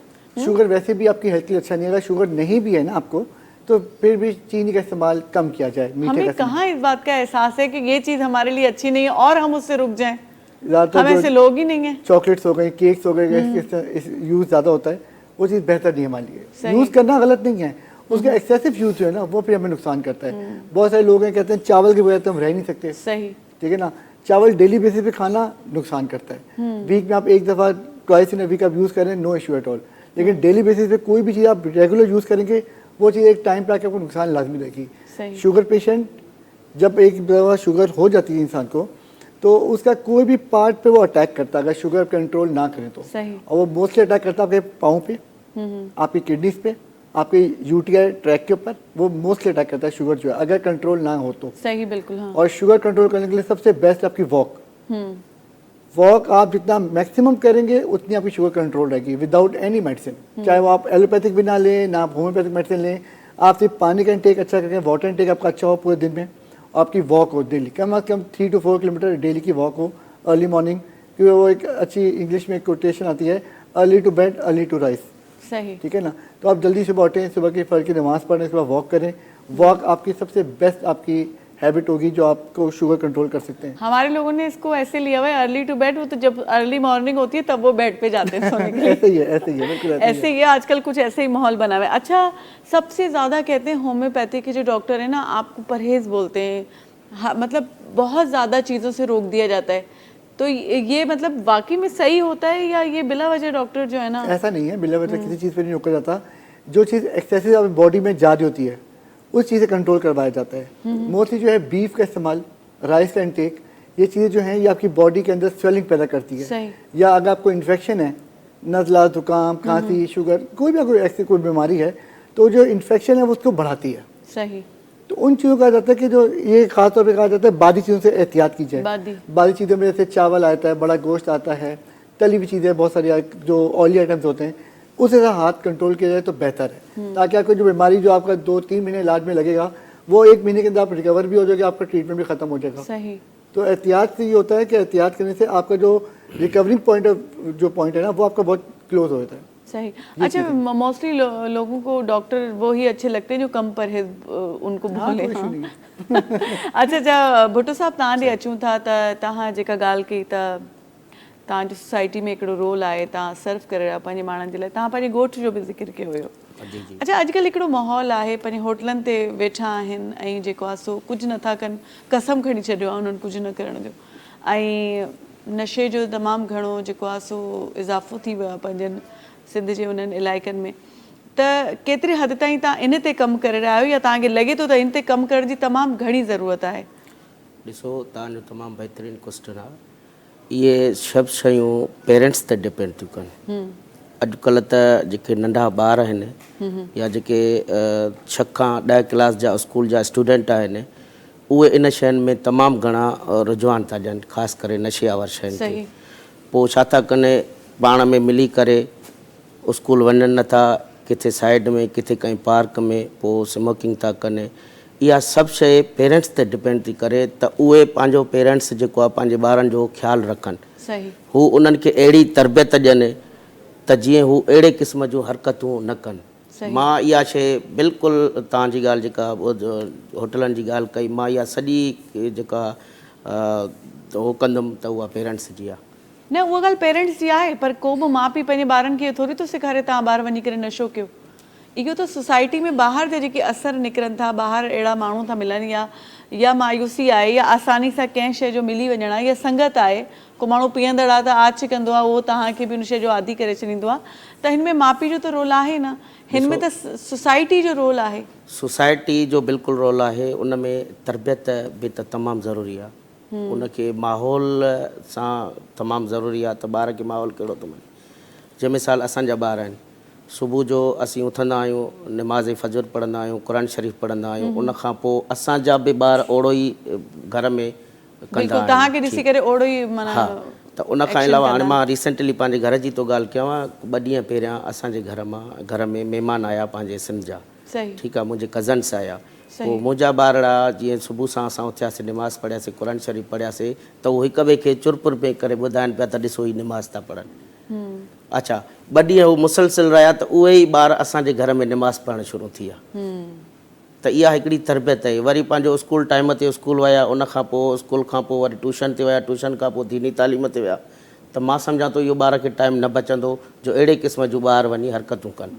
हा बिल्कुलु तव्हां सही था चओ, इहो सुठी ॻाल्हि आहे, तव्हांजे करे उन्हनि ॿारनि खे अहसासु थियो ऐं उन्हनि जेको असो नमाज़ पढ़णु शुरू कई। ॻाल्हि इहा मां कयां पई त जीअं ॾिसो, तव्हांजो हिकिड़ो ॻोठु आहे, मुंहिंजो हिकिड़ो ॻोठु आहे, हर सभु कंहिंजो पंहिंजनि जो हिकिड़े ॻोठ जो मां विच ते ॾाढो वायरल बि थियो, टंडो सूमरे जी ॾाढो ज़िक्र हलियो, उहो ॾाढो हुते जी कंहिं घिटी में किचिरो न आहे, ऐं हुते जा सभु माण्हू तमामु घणा जेको आहे सो सिविलाइज़्ड आहिनि, ऐं तमामु हिकिड़ो माना उहो तव्हांखे ॾिसी करे लॻे नथो त उहो को ॻोठु आहे, उहो ॾाढो हिकिड़ो मॉडरेट टाइप जो उन्हनि माण्हुनि मिली करे पंहिंजे ॻोठ खे ईअं ठाहियो आहे। जेकॾहिं हर माण्हू पंहिंजे ॻोठ खे ईअं जीअं तव्हांजो आहे, कंहिंजो बि आहे, त जेकॾहिं समाज जो कमु उतां ई शुरू कजे पंहिंजे ॻोठ खां, ऐं सफ़ाई थी वई, जीअं नालियूं आहिनि, किचिरो आहे, जीअं पाण ॾिसूं था पंहिंजे ॻोठनि में माहौल हूंदो आहे, जेकॾहिं ईअं करणु शुरू कयूं त हर माण्हू पंहिंजे ॻोठ जी ज़िमेवारी खणे त सोचो न सभु ॻोठ सुठा थी पवंदा। माशाल्लाह 24 नवंबर 2025 में सचल ॻोठ रेज़िडेंट्स एसोसिएशन मार्केट कमेटी जी इलेक्शन थी, सही, जंहिंमें 8 पैनल साम्हूं बीठा, उन 8 पैनलनि खे शिकस्त ॾेई करे मां एज़ ए जनरल सेक्रेटरी खटी उहा इलेक्शन इंडिपेंडेंट। अच्छा, उन खां पोइ 20 साल जे अंदरि सचल ॻोठ में अहिड़े क़िस्म जो को बि हिकु पेवर बि न हुयो लॻल। सही, अल्हम्दुलिल्लाह असां पाण महिनत कईसीं, असां ज़ाहिरा गवर्नमेंट ऑफ सिंध आहे, पीपल्स पार्टी, उन हवाले सां असां पाण जाखोड़ जो किरदारु अदा कयोसीं। अॼु अलाह जे फज़ल करम सां उन सचल ॻोठ में 55 करोड़ जी mega scheme government of Sindh खां वठी करे, ऐं उन में सॼे सचल में असां सेवरेज विथ पेवर्स, लाइटिंग समेत, तव्हां माशाल्लाह हाणे सचल ॻोठ अची ॾिसो, तव्हां पाण रियलाइज़ कंदव त वाह क्या बात है। हलो सुठी ॻाल्हि आहे, तमामु बहितरीनु त तव्हां जेकॾहिं इहो कमु कयो आहे, पर जितां असां आया आहियूं, जंहिं मिटी मां असां आया आहियूं, जेके असांजा ॻोठ आहिनि, जेको असांजी सुञाणप आहिनि, उन्हनि ते थोरो कमु करण जी तमामु घणी ज़रूरत आहे। मुंहिंजो चवण जो मक़सदु इहो, हिन ते पाण पोइ ईंदासीं, हकीम साहब ॾे हलूं था। अच्छा सर, जब लोग आते हैं आपके पास तो सबसे पहले लोगों का वैसे आजकल के दौर में किस तरफ ज़्यादा पहले जाना चाहते हैं, मतलब वो हिकमत के इलाज की तरफ पहले जाना चाहते हैं, या स्पिरिचुअली वो पहले कहते हैं कि हमें कोई वज़ाइफ बताएं, या कोई इस तरीके से लोगों में क्या आप देख रहे हैं आजकल क्या चीज़ परवान चढ़ रही है? देखें, ज़्यादातर जब लोग रब्ता करते हैं ना हमसे बिलखुसूस, तो बाज़ लोग ऐसे होते हैं जिनको खुद मेडिकली प्रॉब्लम होती है, लेकिन वो हमें ज़ोर दे रहे होते हैं कि हमारा रूहानी इलाज करें, रूहानी इलाज करें। अच्छा, उसकी वजह क्या है? कुछ जो है ना मेडिकली प्रॉब्लम ऐसी हैं, कुछ बीमारियां ऐसी हैं जो कनेक्ट हो जाती हैं रूहानी प्रॉब्लम से, यानी कि हमें फील होने लगता है कि हमारे साथ कोई रूहानी मसला है। सही। अब वो क्या है कि अगर इंसान को कॉन्स्टिपेशन होता है ना, तो उसको बेख्वाबी बहुत ज़्यादा होती है। पेट की खराबी की वजह से जब गैस होती है, उसकी वजह से जब इंसान उसमें सोता है तो उसको बेख्वाबी बहुत ज़्यादा होती है और अजीब व गरीब ख्वाब आते हैं। अच्छा। उससे क्या होता है, इंसान कनेक्ट करता है अपने मसले को रूहानी मसले से। सही। लेकिन उसके साथ रूहानी मसला कोई नहीं होता। अब आजकल मसला ये है कि आप देखें कि हर दूसरा बंदा जो है ना सोशल मीडिया पे आया हुआ है और वो तरह तरह के अमल बता रहा है, तरह तरह की चीज़ें बता रहा है। अब लोग क्या होते हैं, लोग जल्दी बेवकूफ़ बन जाते हैं। उसकी वजह क्या है? उसकी वजह ये है कि रूहानियत में ना किसी किस्म का टेस्ट नहीं है, अल्ट्रासाउंड नहीं है, एक्सरे नहीं है कि उसकी रिपोर्ट निकाली और दे दी। सही। अब आप टोटली डिपेंडेंट किस पे कर रहे होते हैं? मौलिज पे। सही जो वो कह रहा है ना आपने वो मान लेना है कि हाँ ठीक है मेरे साथ ऐसा होता है। अच्छा अगर वो कोई बात अपनी मर्जी से भी बता रहा होता है ना कोई कि आपके साथ ऐसा होता है कि आपको नींद नहीं आती, अब इंसान क्या सोचता है, हाँ 6 महीने पहले मुझे नींद नहीं आती थी, आप सही कह रहे हो। मौलिज आपकी नफ्सियात से खेल रहा होता है। मौलिज आपकी नफ्सियात से खेल रहा होता है। तो अल्हम्दुलिल्लाह हम लोग इस पे भी काम कर रहे हैं और इस वक्त दुनिया भर में मेरे पास तकरीबन 1700 स्टूडेंट हैं जिनको मैं अल्हम्दुलिल्लाह ये अवेयरनेस दे रहा हूँ कि रूहानी इलाज और मेडिकली ट्रीटमेंट ये सब चीज़ें जो है ना अलग अलग हैं। सही। और लोगों में इस चीज़ की अवेयरनेस होना बहुत ज़रूरी है। आजकल के आमलीन जो कि नौसरबाज हैं उनको कुछ नहीं आता, बस उनको सिर्फ ये पता है कि हम 5-6 चीज़ें बोलेंगे उसमें 2-3 चीज़ें हर इंसान के साथ कनेक्ट हो जाएंगी, लोग उसमें बेवकूफ़ बनते हैं। सही। और अल्हम्दुलिल्लाह पिछले 5 सालों से मैं इस पे काम कर रहा हूँ और बहुत सारे लोगों को अल्हम्दुलिल्लाह बहुत सारी चीज़ें सिखाई भी और बताई भी। सही। अच्छा मोटापे का हिकमत में कितना कामयाब इलाज है? देखें आप हिकमत में लें, होम्योपैथिक में लें, सबसे पहले जो है ना मरीज के ऊपर डिपेंड करता है कि मरीज कितना पैशनेट है। मोटापा एक ऐसा मसला है कि अगर मरीज खुद से चीट करेगा ना तो वो दुबला नहीं हो सकता। सही। मुअल्लिज से ज्यादा पैशनेट मरीज को होना पड़ता है इस मर्ज में। तो आप हिकमत को ले लें, होम्योपैथिक को ले लें। मैं ये समझता हूँ कि अगर कोई मरीज ईमानदारी से अपना इलाज कराए, क्योंकि इसमें ईमानदारी बहुत ज़्यादा ज़रूरी होती है मरीज के लिए, तो 3 से 6 महीने बहुत होते हैं। 3 से 6 महीने। हाँ, 8 से 10 किलो वजन कम कर लें। लेकिन अगर कोई आपके पास इलाज कराने आता है somehow इस तरह की किसी प्रॉब्लम का, तो पहले आप रेकमेंड करते हैं कि फलां टेस्ट आप करवा लीजिए, उसके बाद आप प्रॉपर इलाज शुरू करते हैं? जी बिल्कुल, हम ये भी करते हैं। और क्योंकि थायराइड एक ऐसा मसला बताते हैं कि उसके होते हुए कितनी भी कोई कोशिश कर ले लेकिन उसको वो रिजल्ट नहीं मिल पाते। बिल्कुल, जब तक थायराइड जो है वो कंट्रोल ना हो, सही, थायराइड का लेवल। अच्छा इसमें मसला पता है क्या होता है, इसमें मसला ये होता है कि हम टेस्ट भी करवाते हैं और अल्हम्दुलिल्लाह हम जो है मेरे वालिद साहब ने मुझे नफ्स चेक करना सिखाई है और इस पे मेरी काफ़ी प्रैक्टिस है। और अल्हम्दुलिल्लाह हम उससे भी 2 चीज़ें होती हैं, एक तो हम नफ्स पकड़ते हैं, उस पे जो है वो मरीज़ की जो कैफियत होती है, मरीज़ अपनी कैफियत भी बताता है, तो उससे हम डायग्नोज करते हैं कि असल मसला है कहाँ। सही। उसके बाद उसका ट्रीटमेंट करते हैं। अल्हम्दुलिल्लाह हमारे वालिद साहब जो है, मेरे वालिद साहब जो हैं वो कैंसर तक के पेशेंट जो है वो आप ये समझ लें कि 100 में से 65% रेशो है कि कैंसर के मरीजों का भी अल्हम्दुलिल्लाह हमने शिफायाब इलाज किया होके है। गए। बिल्कुल इलाज किया है। अच्छा वैसे कहते हैं ना असली हकीम तो वही होता है जो आपकी नफ्स देख के आपको सारा अहवाल बता दे कि आपके साथ क्या क्या बीमारी है और ये वो ना, क्योंकि उसको ज़रूरत भी नहीं होती ये अल्ट्रासाउंड्स करवाने की, इसकी उसकी। नहीं, बाज़ औक़ात ऐसी कंडीशन हो जाती है कि उसमें अल्ट्रासाउंड की ज़रूरत पड़ जाती है, एक्सरे की ज़रूरत पड़ जाती है। सही। क्योंकि ऐसा नहीं है कि हमने नफ्स पे हाथ रखा और स्क्रीन हमारे सामने, सही। ठीक है ना, हम भी जज करते हैं और मरीज जब अपनी कैफियत बताता है ना तो हम पहुंच जाते हैं सही कि मसला क्या है। लेकिन बाज़ औक़ात नहीं पता चलता तो फिर करवाना पड़ता है, एक्सरे भी करवाना पड़ता है, अल्ट्रासाउंड भी करवाना अच्छा बाज़ हकीम नाखून आपके देख के अंदाज़ा लगाते हैं आपके अंदर क्या डेफिशिएंसीज चल रही है या आपके साथ क्या मसाइल हैं? देखिए नाखून से जो है ना वो 2-3 मसले पता चलते हैं। एक तो आपका कैल्शियम का पता चल जाता है और दूसरा आपके नाखून से जो है ना आपके फेफड़ों का पता चल जाता है, उनकी ऑक्सीजन का पता चल जाता है। अच्छा जी, बाज़ लोगों के आपने देखे होंगे नाखून बिल्कुल सीधे होते हैं और बाज़ लोगों के आपने देखे होंगे थोड़े से Turn कर्व होने होते लगते हैं, हैं, जी थोड़े से हाँ। कर्व होते हैं ना, उनके साथ क्या होता है कि उनके फेफड़ों में जो है ना ऑक्सीजन प्रॉपर नहीं होती, अच्छा, जिनकी वजह से उनके नाखून कर्व हो जाते हैं। कर्व हो जाते हैं। और जिनके बहुत पतले होते हैं उनके साथ क्या मसला होता है? उनके साथ भी कैल्शियम की कमी की वजह से होते हैं। तो मतलब फिर उसका इलाज आप हिकमत के थ्रू करते हैं कैल्शियम अल्हम्दुलिल्लाह डेफिशिएंसी? हमारी जैसे तकरीबन- दूसरे एलोपैथिक तो हमें टैबलेट्स बता देंगे डेफिशिएंसी की, ये मल्टी विटामिन्स ले लें ये वो।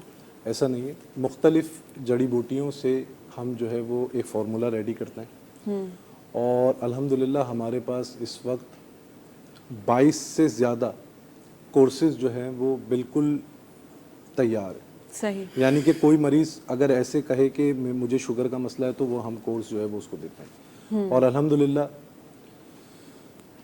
15 to 21 डेज में उसकी जो शुगर है वो कंट्रोल होना शुरू हो जाती है। कंट्रोल होना शुरू हो जाती है।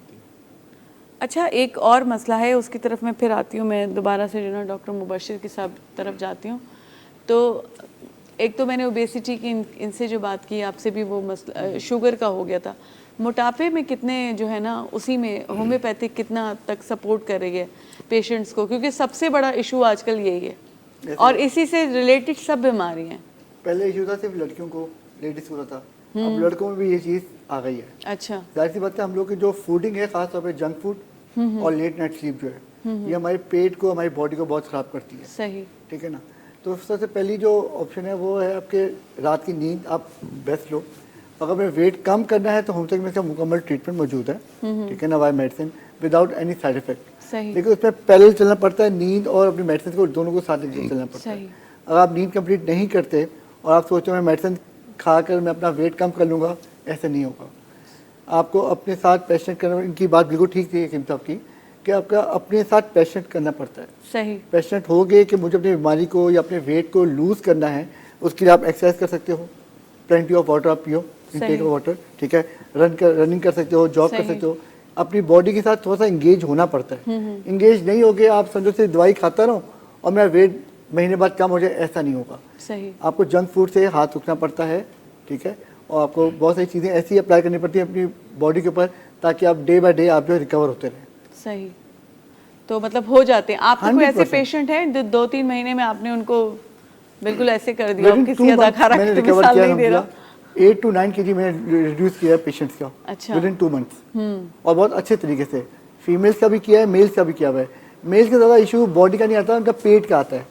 इनके पेट बिल्कुल ना स्टिफ होते हैं और हार्ड होते हैं, तो इनके पेट के लिए बहुत अच्छी मेडिसिन मौजूद है, फ्यूकस के नाम से आती है, होम्योपैथिक मेडिसिन है फ्यूकस। अच्छा, वो बेस्ट मेडिसिन है पेट को कम करने के लिए। आपने शायद नाम सुना हो फाइटोलिका बेरी, बड़ी मशहूर मेडिसिन है होम्योपैथिक की, वो पूरी बॉडी का जो वेट रिड्यूस करती है।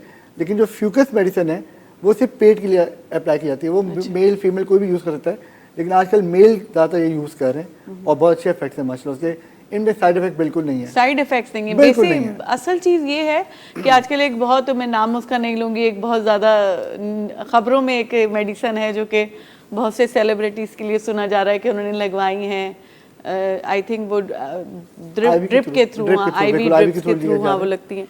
तो उसके बड़े अच्छे रिजल्ट आए हैं, लोग एकदम से गए हैं और 1-2 महीनों में अलग होके आ गए। लेकिन उनके कह रहे हैं साइड इफेक्ट्स बहुत हाँ, हैं। साइड इफेक्ट क्या है कि उसके यूरोपियन कंट्रीज में जो उसके जो साइड इफेक्ट्स आए हैं, वो आपकी आईसाइट जो है वो ख़त्म हो जाती है। सही, अगर आप 1 से 1.5 साल का अगर यूज़ कर रहे हो, क्योंकि वो एक टाइम पीरियड के साथ होती है कि 15 डेज में यूज़ करना है, महीने में 2 आपके इंजेक्टेबल्स होते हैं, आईवी के थ्रू आपको लगते हैं। मोस्टली यूरोपियन कंट्रीज में जो उसका इफेक्ट साइड इफेक्ट जो आए हैं वो आपकी आईसाइट जो है वो 0 होती है। सही।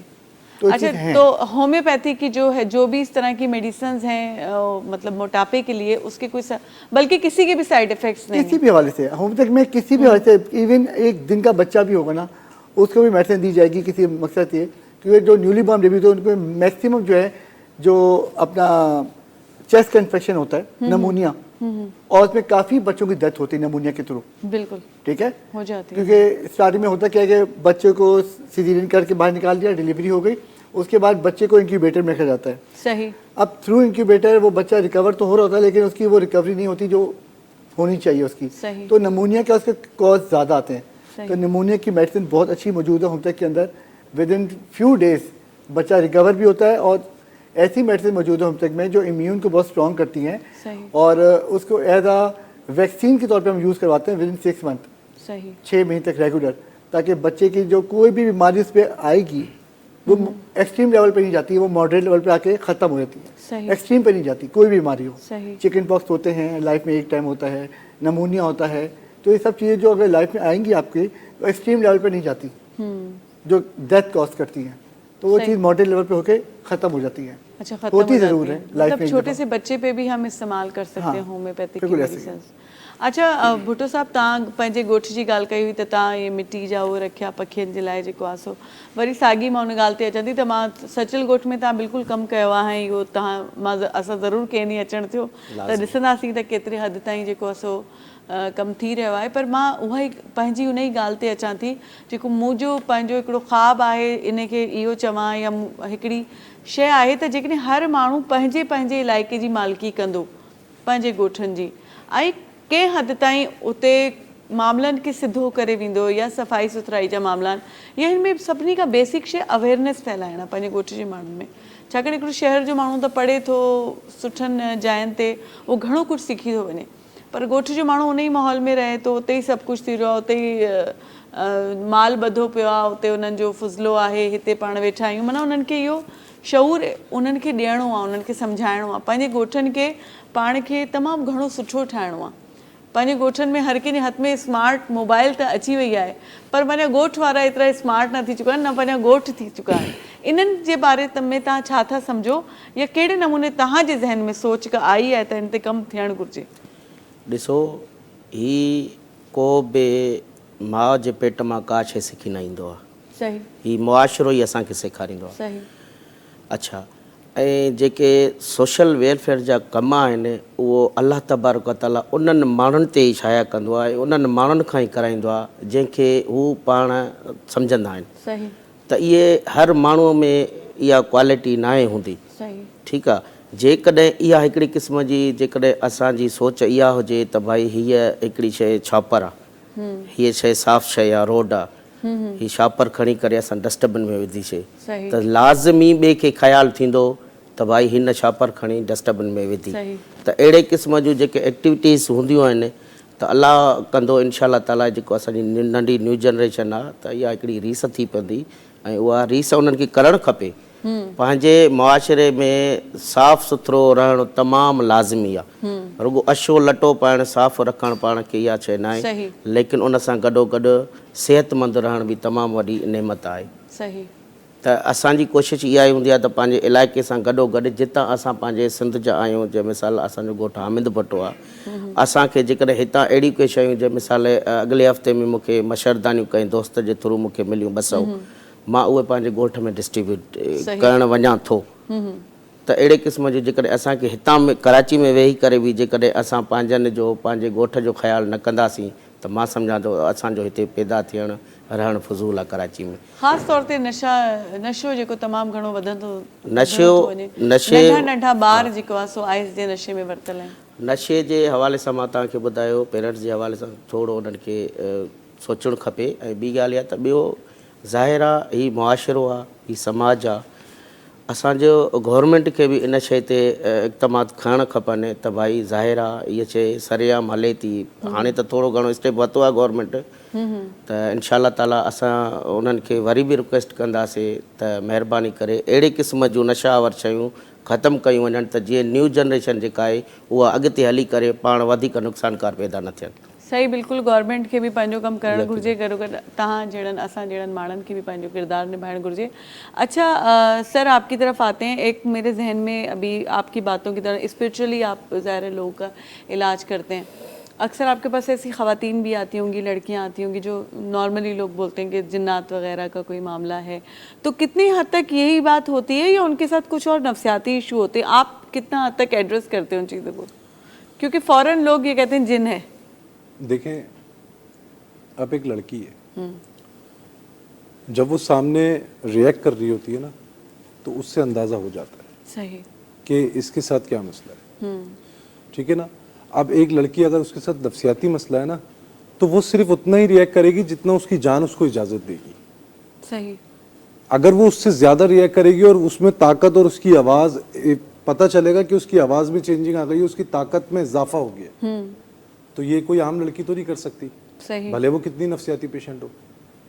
तो इससे बासानी पता चल जाता है कि इसके साथ जो है वो नफ्सियाती मसला है या जिन्नाती मसला है। सही।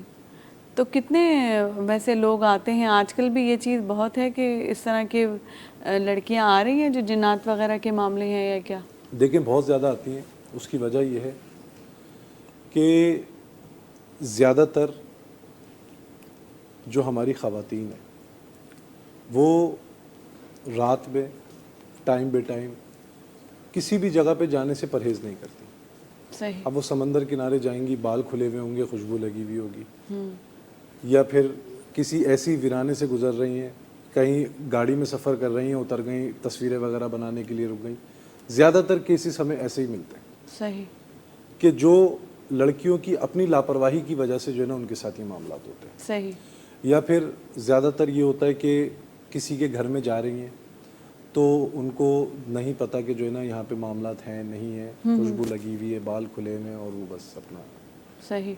تو ان معاملات کی وجہ سے جو ہے نا ان لوگوں کے ساتھ ایسے معاملات ہوتے ہیں لڑکیوں کے ساتھ, اچھا. ان کی لاپرواہیوں کی وجہ سے. اچھا, ایک عام تاثر ہے, لوگ یہ بات کرتے ہیں, میرے اپنا, میں یہ نہیں کہوں گی کہ میرا اپنا پورا پوائنٹ آف ویو ہے, لیکن مختلف لوگ ملتے ہیں اور ان کے وہ لوگ یہ بات کرتے ہیں کہ آپ فورن میں لڑکیاں نہیں ہیں, کیا ہم سے کم خوبصورتی ہے وہاں پہ؟ اور موسٹلی دیکھا جائے آپ گاؤں دیہات میں پھر بھی شہر کی لڑکیاں گروم ہیں, خود کو اچھا رکھ رہی ہیں, بنا سنوار کے رکھ رہی ہیں. گاؤں دیہاتوں میں موسٹلی وہ اتنا خود کو وہ گروم نہیں ہوتی, اتنا خیال نہیں رکھتی.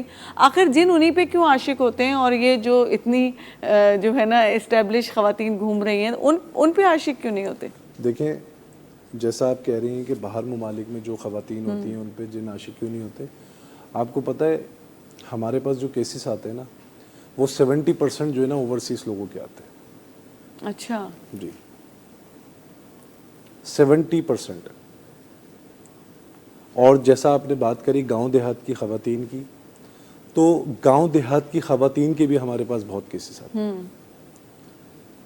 اگر ہم بات کریں شہر کی خواتین کی تو یہ کیسز ہمارے پاس کم آتے ہیں, شاد و نادر آتے ہیں. کوئی ایک آ گیا, ہفتے میں 2 آ گئے بس.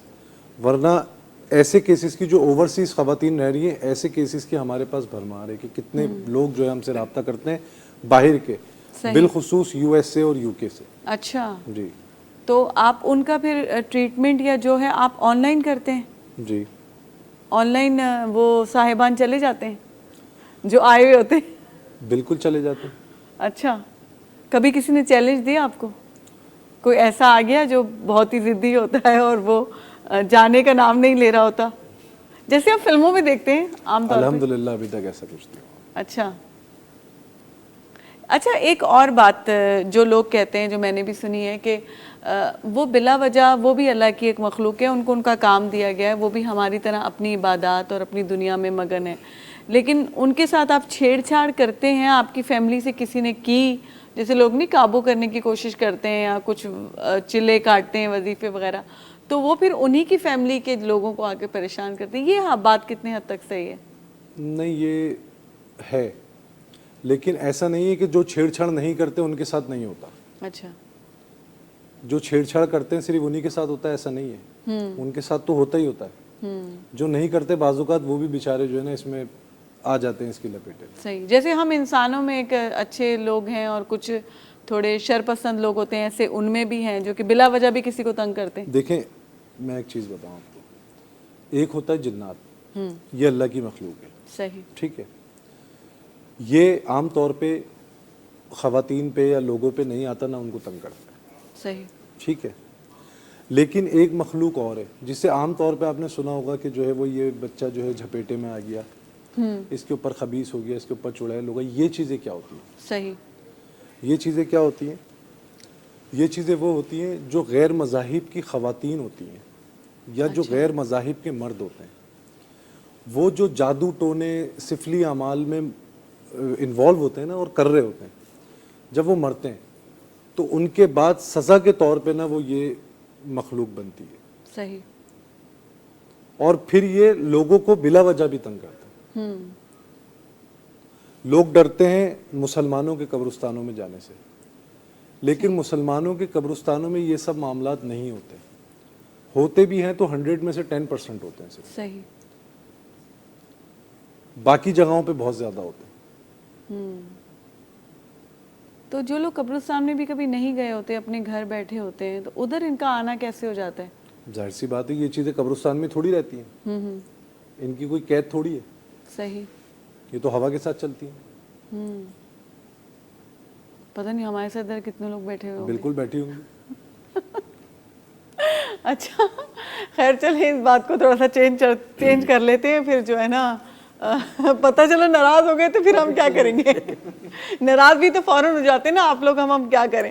چلیں بہرحال جو ہے نا مبشر صاحب آپ کی طرف آتے ہیں کہ ایک تو ہم نے علاج کے طریقے پہ بات کر لی, कि शुगर का भी हो गया, जो बहुत ज़्यादा जो है ना आजकल हमारी मतलब बहुत तेज़ी से, हाँ, जो सबसे ज़्यादा एड्रेस हो रहा है प्रॉब्लम वो शुगर का हो रहा है। और आपने बच्चों की नमूनिया की भी बात कर ली, मोटापे पे भी हम आ गए।